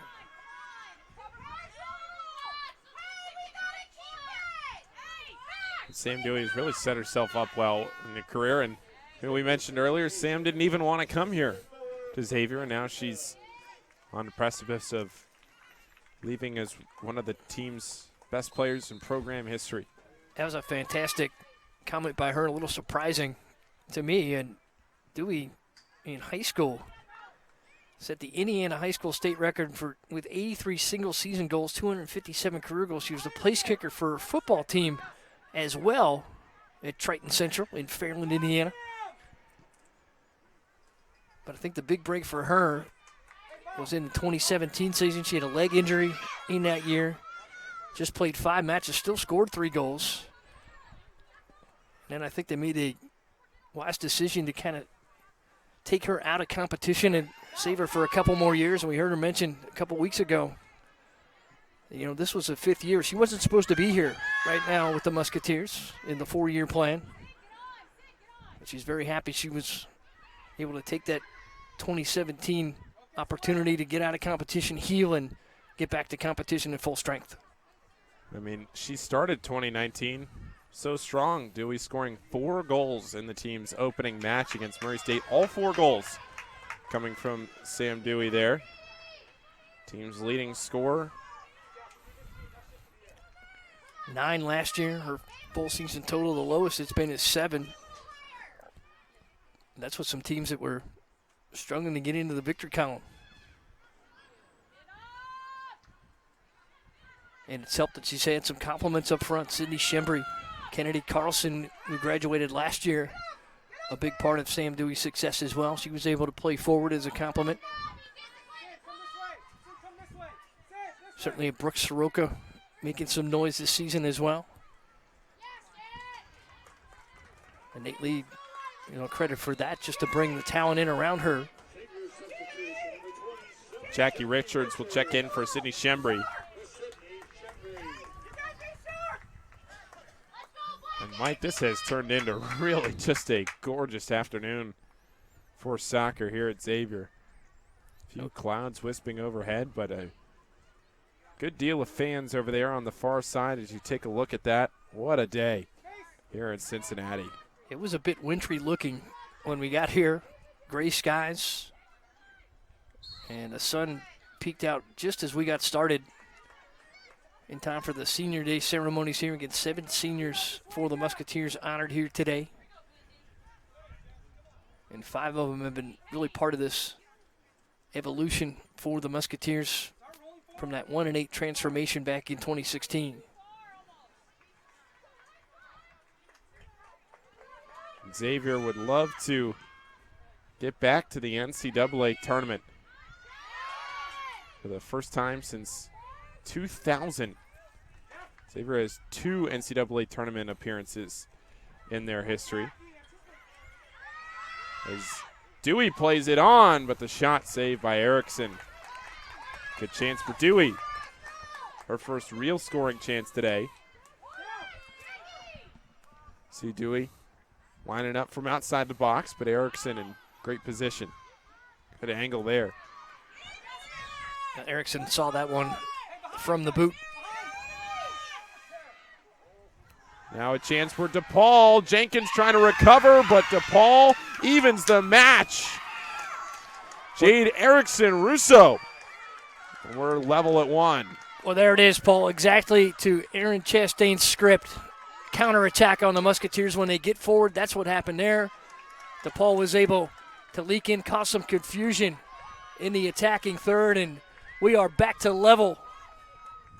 You could see the head coming across. Jenkins was trying to chase it down, and Jenkins was able to get there at the very end, but it was too late. And Erickson Russo finds the back of the net, the junior from Naperville, Illinois. And we are level at 1. So DePaul creates some big-time traffic at the post. That ball flicked over Olivia Jenkins' hands, and great job to fill in on the attack by the Blue Demons. Here they come again. Yeah, all of a sudden DePaul with the swing of momentum.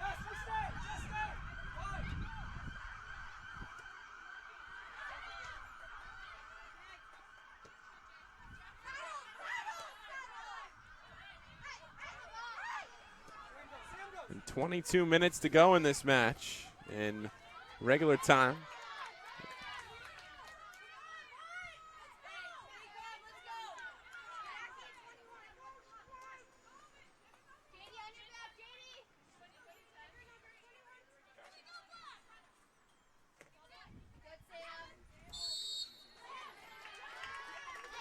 Now on the Blue Demons. Now Xavier will have to recover, as it was Jade Erickson Russo. Her 3rd goal of the season. So just like McLaughlin scoring her 3rd goal, Erickson Russo finds the back of the net for the 3rd time at 67-16. The big touch in that sequence made by Jessica Lazo on the header over Olivia Jenkins' hand, and that set up the opportunity. So a couple of juniors, the upperclassmen here for DePaul, rising to level this match.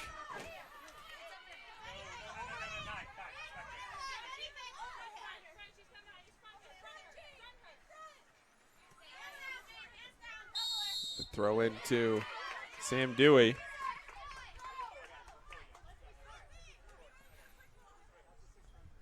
And it'll be Jakovic.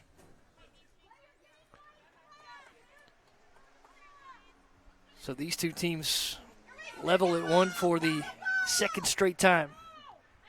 Last time the meeting here in the Big East tournament opening round. Xavier won that on penalty kicks. There won't be penalty kicks today. But can DePaul exact some revenge for that victory last season by the Musketeers? Shouldn't say a victory, that advancement last season by the Musketeers that knocked them out of the tournament.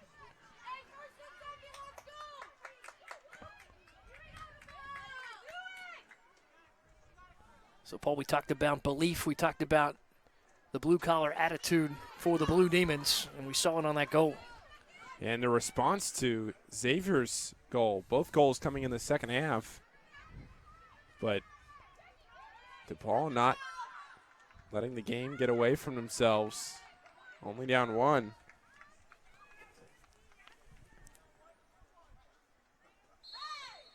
As we take a look at the 2019 Big East Women's Soccer Championship tickets, the championship semifinals and the final, November 7th and 10th. It'll be held at Creighton University in Omaha. You can go to www.bigeast.com/WSOC tickets to secure your spot in the stands for the championships. The first round of the tournament will be played at campus sites, and then the semifinals and the finals out in Nebraska in Omaha. Creighton with a beautiful soccer facility to host those 2 rounds. Yeah, such great tradition there for the Blue Jays. And my thought to you, Paul, since you are on the inner circle for John Fanta, does he have a suite there during the Women's Soccer Championships? That's a great question. That is a great question. And John, if you're listening, let us know. That game that he's calling in the district, delayed until 3 p.m. Jade Erickson Russo there, cut off by Jessica Miller for the Musketeers. All 10 teams in action today. Great opportunity here to execute for DePaul out of the corner. This will be Batliner taking the swing. Jackie Batliner out of the corner. First corner for DePaul. Batliner to the middle of the head on, and it'll go out for Jenkins. DePaul had a chance there, but the deflection well wide. They did get some contact in the middle. And that looked like on the contact first ball, Sapie got in there to try to redirect. Seton Hall and the Hoyas there scoreless. That one just mentioned, delayed for quite a while in the first half due to the weather in the area, as Villanova ahead of Providence 1-0. Slimmest of margins for the Wildcats in the second half.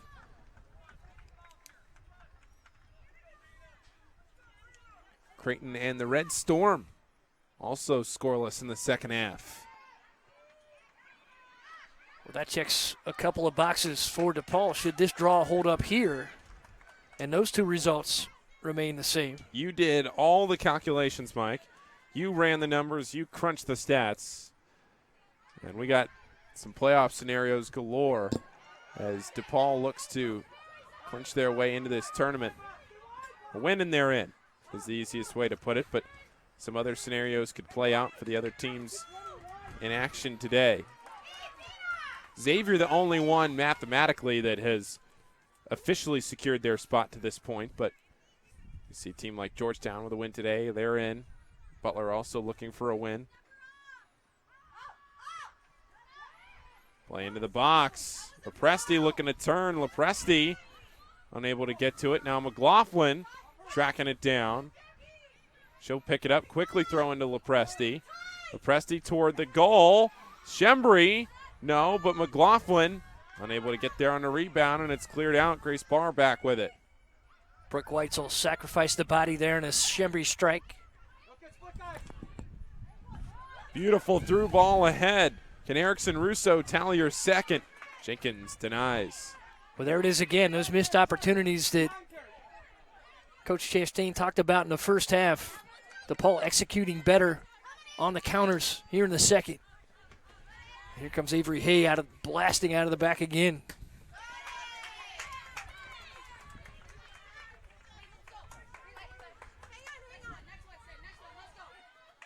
Avery Hay, a large reason why this match is tied. We're level at 1. She made a beautiful defensive play.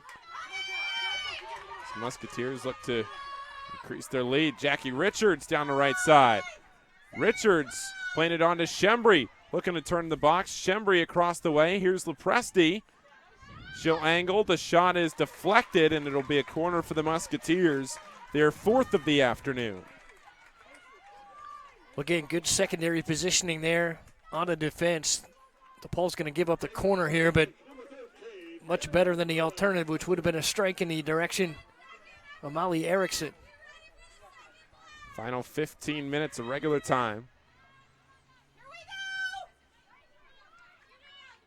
4th corner for Xavier. It's Carrie Lewis. Her right foot plays it into the box. Punched out by Erickson. Still alive in the box. Kicked around and away.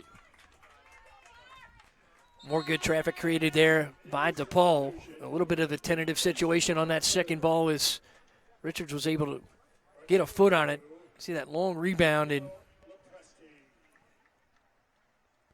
Richards just really didn't have a chance to turn on that, but tried to keep it alive for the Musketeers. Yeah, Erickson, you could see her putting her hand up, having to battle the sun. Sun is right in her eyes, setting below the goal on this left side of the pitch. Richards turns. Back again. Touched away. Here's Richards. Ball rolling toward the corner.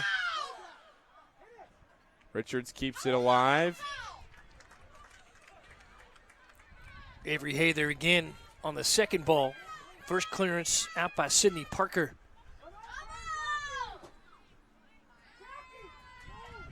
And now Erickson can settle it down for the Blue Demons. Looked like a little bit of a frustrated strike there by Sydney Shemry. Marked pretty tight. Just kind of turned and flicked that one well off to the side of the goal. That's Nate Lee asking his team not to pass on your problems to your teammate. And Sydney Shemry maybe could have worked a little harder to get a better look on net. Under 13 minutes to go.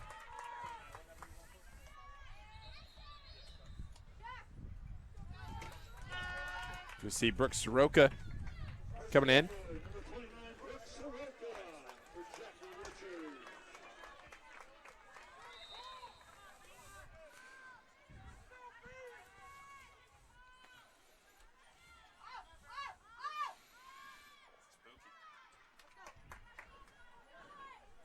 $12 and change to go in the second half. Level at 1.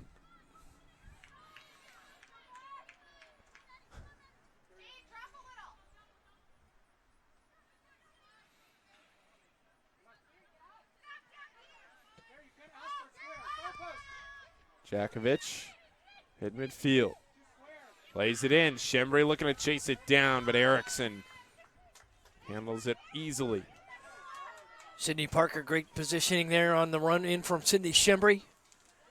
Erickson happy to have a little assistance from her backfield. Again, really been a solid day for this defensive line for DePaul. That long service in, looping service from Haley Jakovic really caught the top of the crossbar for the Musketeer goal off the deflection. Really didn't have anything to do with the back line for DePaul. Both teams have played in 4 overtime matches this season. All 4 of Xavier's went to double overtime. Here a chance for Xavier to head on as Harper went too far wide. And Macy Harper, the freshman, had some opportunity to let that ball land and maybe do something a little bit different with it. Caught the header on a first bounce here. You see there was some breathing room there as Jackie Batliner stumbled a bit. And Harper maybe lets that land, tries to control a little bit more, would have had a better strike.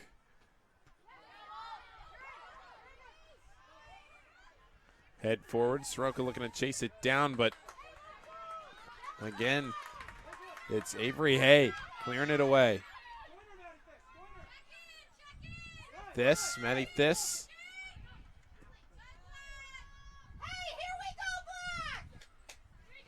Xavier has started to control possession here in the last few minutes, but DePaul has done a very good job on defense. As you see, they gain possession right back.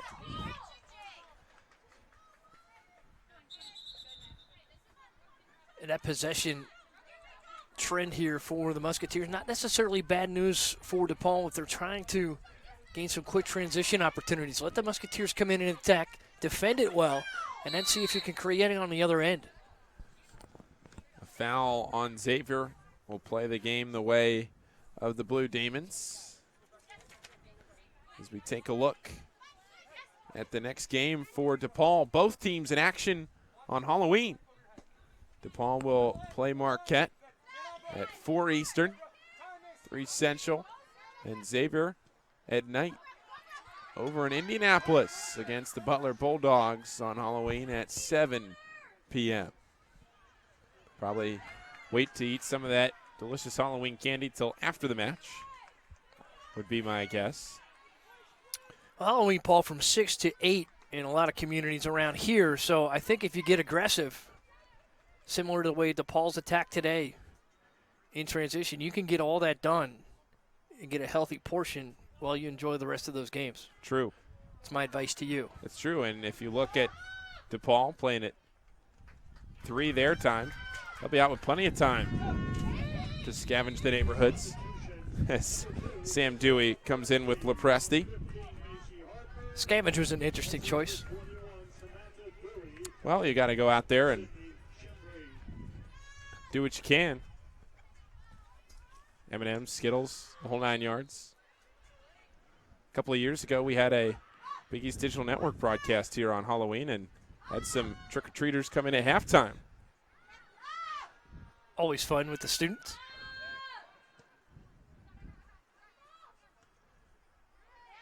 Here's Sam Dewey heading it toward the goal and easily handled by Erickson again.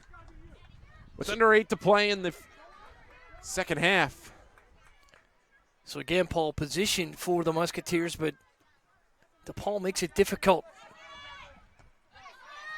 for Xavier to get a quality chance. Sam Dewey had that deflected off her head, but really no dangerous opportunity there for the Musketeers off the touch. And dangerous is a word that both coaches use quite frequently. Presti was looking to turn, but what do you know? Hay was there to clear it away.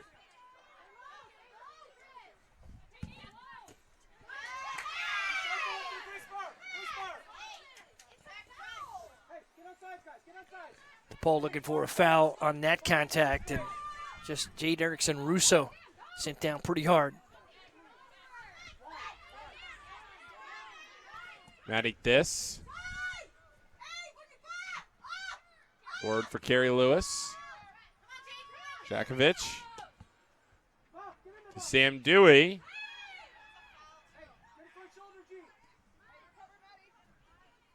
A lot of contact in this match. And there's a foul that'll go against the Musketeers. That's Emily Burton. We see Xavier trying to get Sam Dewey going, trying to give her some opportunity, some touches, get her into the flow of this match. And that time, Sydney Parker making it very difficult for Dewey to get any type of room to operate.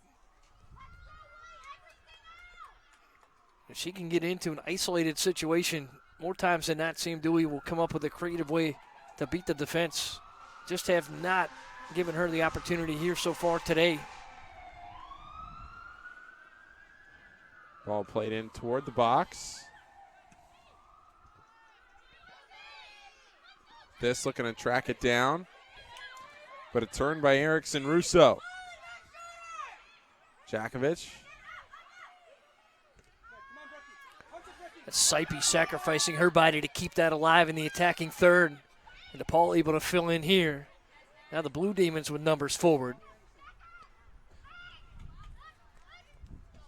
Good control.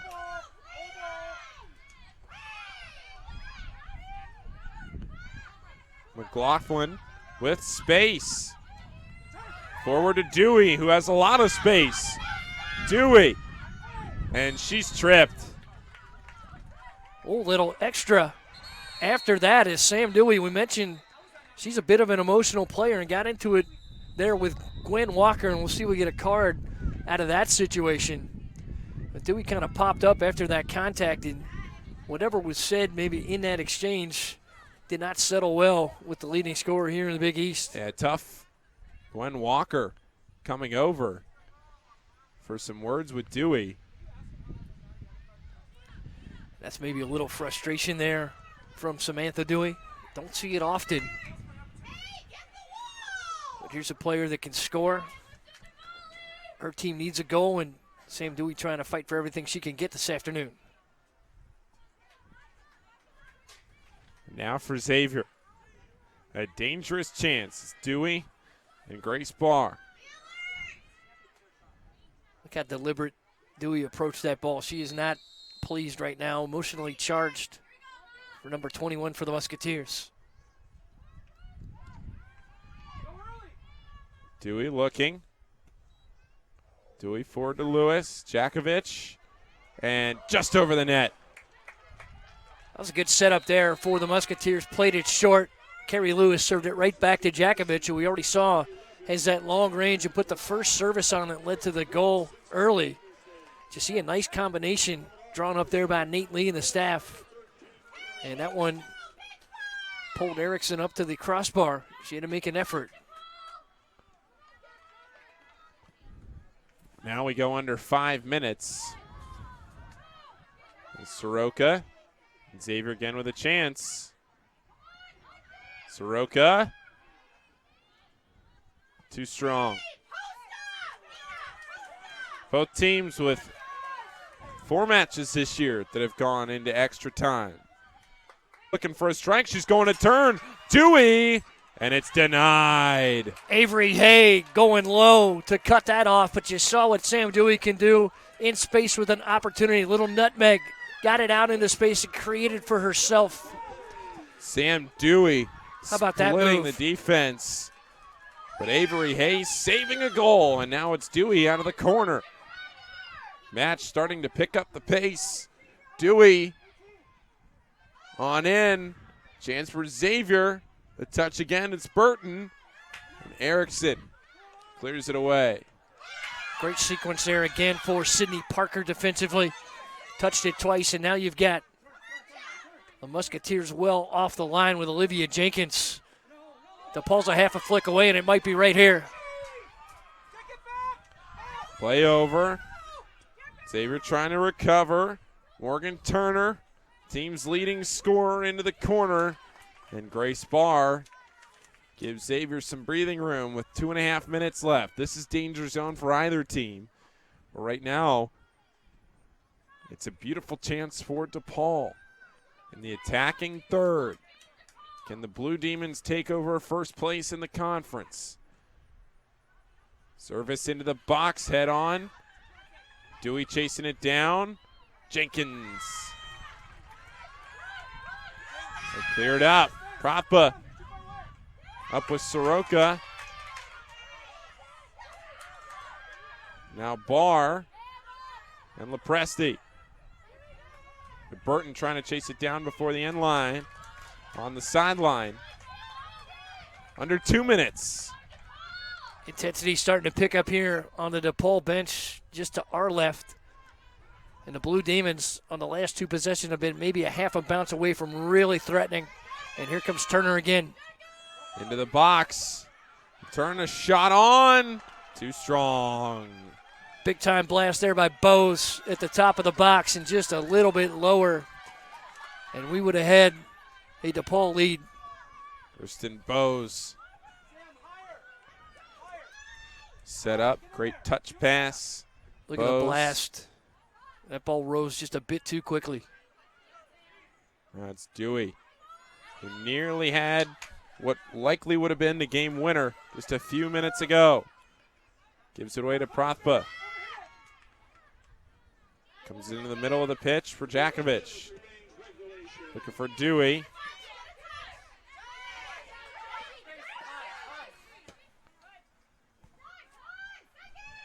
Less than a minute remaining. Xavier with another chance. Here's Prothpa.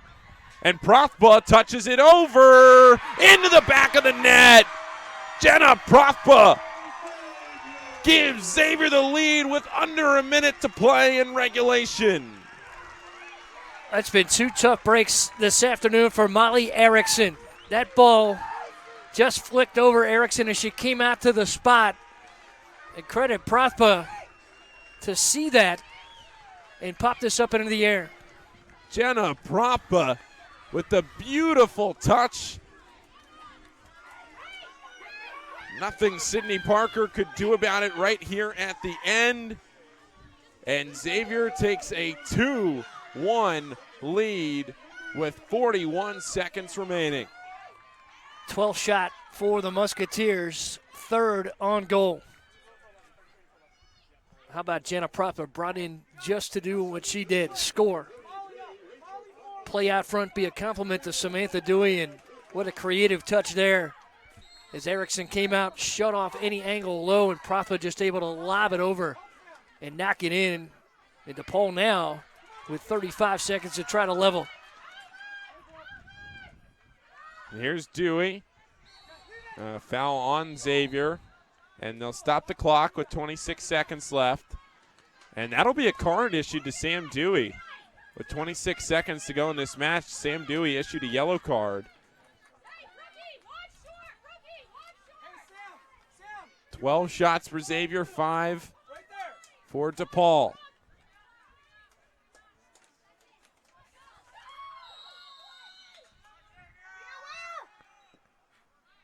Everybody forward now for DePaul. 20 seconds to go.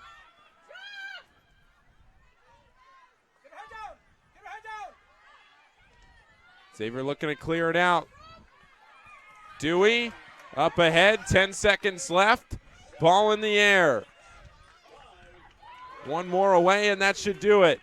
And Xavier, in the final minute of regulation, puts one in the back of the net for their 13th victory of the season. Their 6th in the conference. The Big East leading 18 points. Their 6th victory at home. And they are undefeated at home in conference play. But Jenna Pratha, with 41 seconds left, gives Xavier a 2-1 victory over the DePaul Blue Demons. Well, Paul, persistence in both sides here coming down the stretch in this match. All 3 goals here in the second. And you see the touch, the game winner from Jenna Pratha, the transfer in from Cleveland State. And the Musketeers with that 2-1 advantage. We'll take a break, and we'll be back with more here from the Xavier Soccer Complex on the Big East Digital Network, presented by SoFi.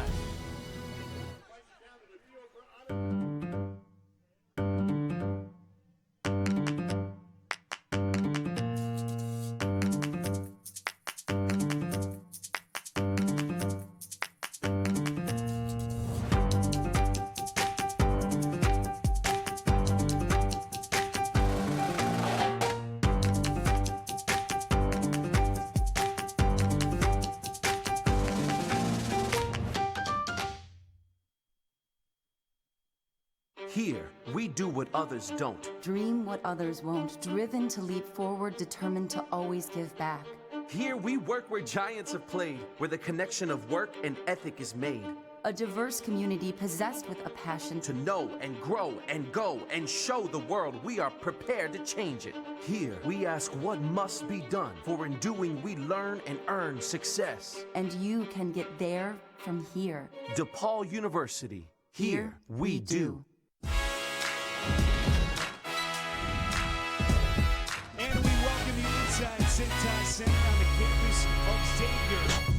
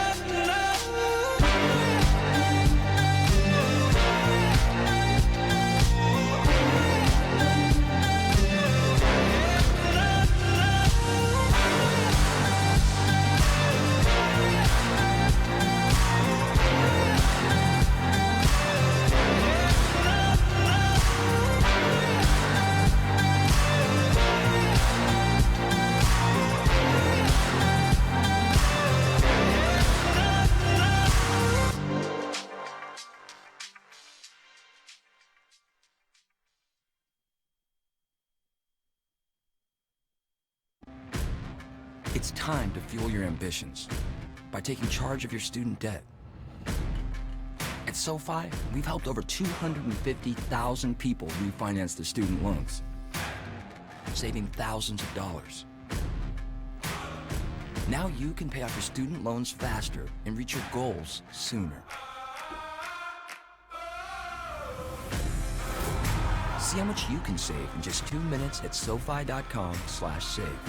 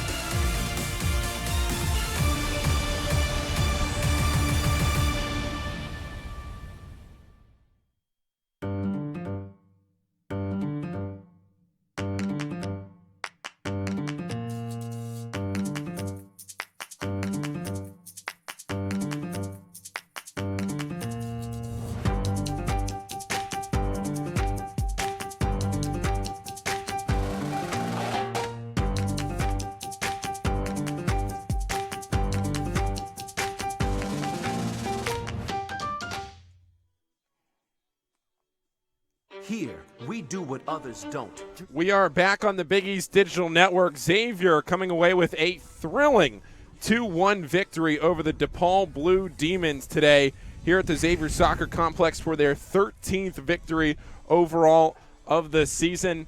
And I'm joined now by head coach of the Musketeers, Nate Lee. And Nate, in the final minute with 41 seconds left, Jenna Prothpa finds the back of the net. A thrilling victory for you as you continue to hold first place in the conference. It was just a great way to finish the match, and I'm sure you have to be pretty happy with how that ended. Yeah, it was a nerve-wracking game. You know, we knew going in how strong DePaul was. They're coming off that Georgetown win. Kelsey, who does a lot of our scouting, said this is going to be our hardest game of the year. They fight and they grind, and they work really hard for the program. So we knew we were in for it. It felt so much like last year's playoff game, so much with us scoring early, them scoring with like 15, 20 minutes to go, and I'm obviously thrilled that we found that winner. Yeah, I can tell you're still just extremely excited from all that adrenaline there in those last couple of minutes. And what did you feel like allowed you to get that separation there at the end as the play developed? What did you see developing there in that last few seconds of that play? Well, I just think in general we started taking a stranglehold of the game. Yeah. You know, as the game progressed in the second half. I mean, I think their goal was against the run of play. Yeah. And so I think our depth started showing up. You know, we played, I think, 11 subs today. I think we played 9 off the bench at least 10 minutes. And they, I think they only used 2 subs the entire game. And so you could just feel us gaining momentum, and we had a lot of the play down in their final third. You know, Sam got in with like 3 minutes left, and their player made an amazing sliding tackle. So the play itself, we were getting a lot of flicks, you know, of flicks. And then a ball fell in the midfield and had a great threaded pass, kind of weighted, which was tough to do because the ball was bouncing. And then Jenna had a ton of work still left because of the bounce, you know. Yeah. And so her only choice was to try to go over the keeper. And it's so hard to have the right texture not to overhit it. But Jenna's a goal scorer, and she's been, I mean, in training every day, she's our most prolific, consistent player around goal. And we just have to try to find ways to get her on the field. As I've stated before, she's still coming back from an injury and isn't at full fitness. But, I mean, that player, she scored 3 goals in, like, probably 80 minutes of game time. So her production's amazing. And now you turn your sights toward the final match of the regular season. On Thursday, you are in sole possession of first place in the Big East. Right now with a 4-point edge, but we'll have to see how things shake out the rest of this Sunday with all 10 teams in action. But you never loses at their place. But I've been proud of this program. You know, I don't think we played our best the last 2 games, but a lot can be attributed to the opponent and kind of the stakes at hand. We've known for 3 games now that we had to win 3 games. And it was ours, and that's different, playing with expectations, and 2 down. So I just told the team 1 more to go. Well, Coach, congratulations. A thrilling victory for the Xavier Musketeers this afternoon over the DePaul Blue Demons. Xavier in sole possession of first place in the conference. Xavier with a chance on Thursday in their final regular season match of the season to go ahead and wrap up the regular season conference championship in 2019. So for our Big East production crew and Mike Schmaltz, I'm Paul Fritchner saying so long and thank you for watching today's matchup between DePaul and Xavier. The Musketeers, Jenna Prothba, come away with a 2-1 edge. We'll see you next time on the Big East Digital Network.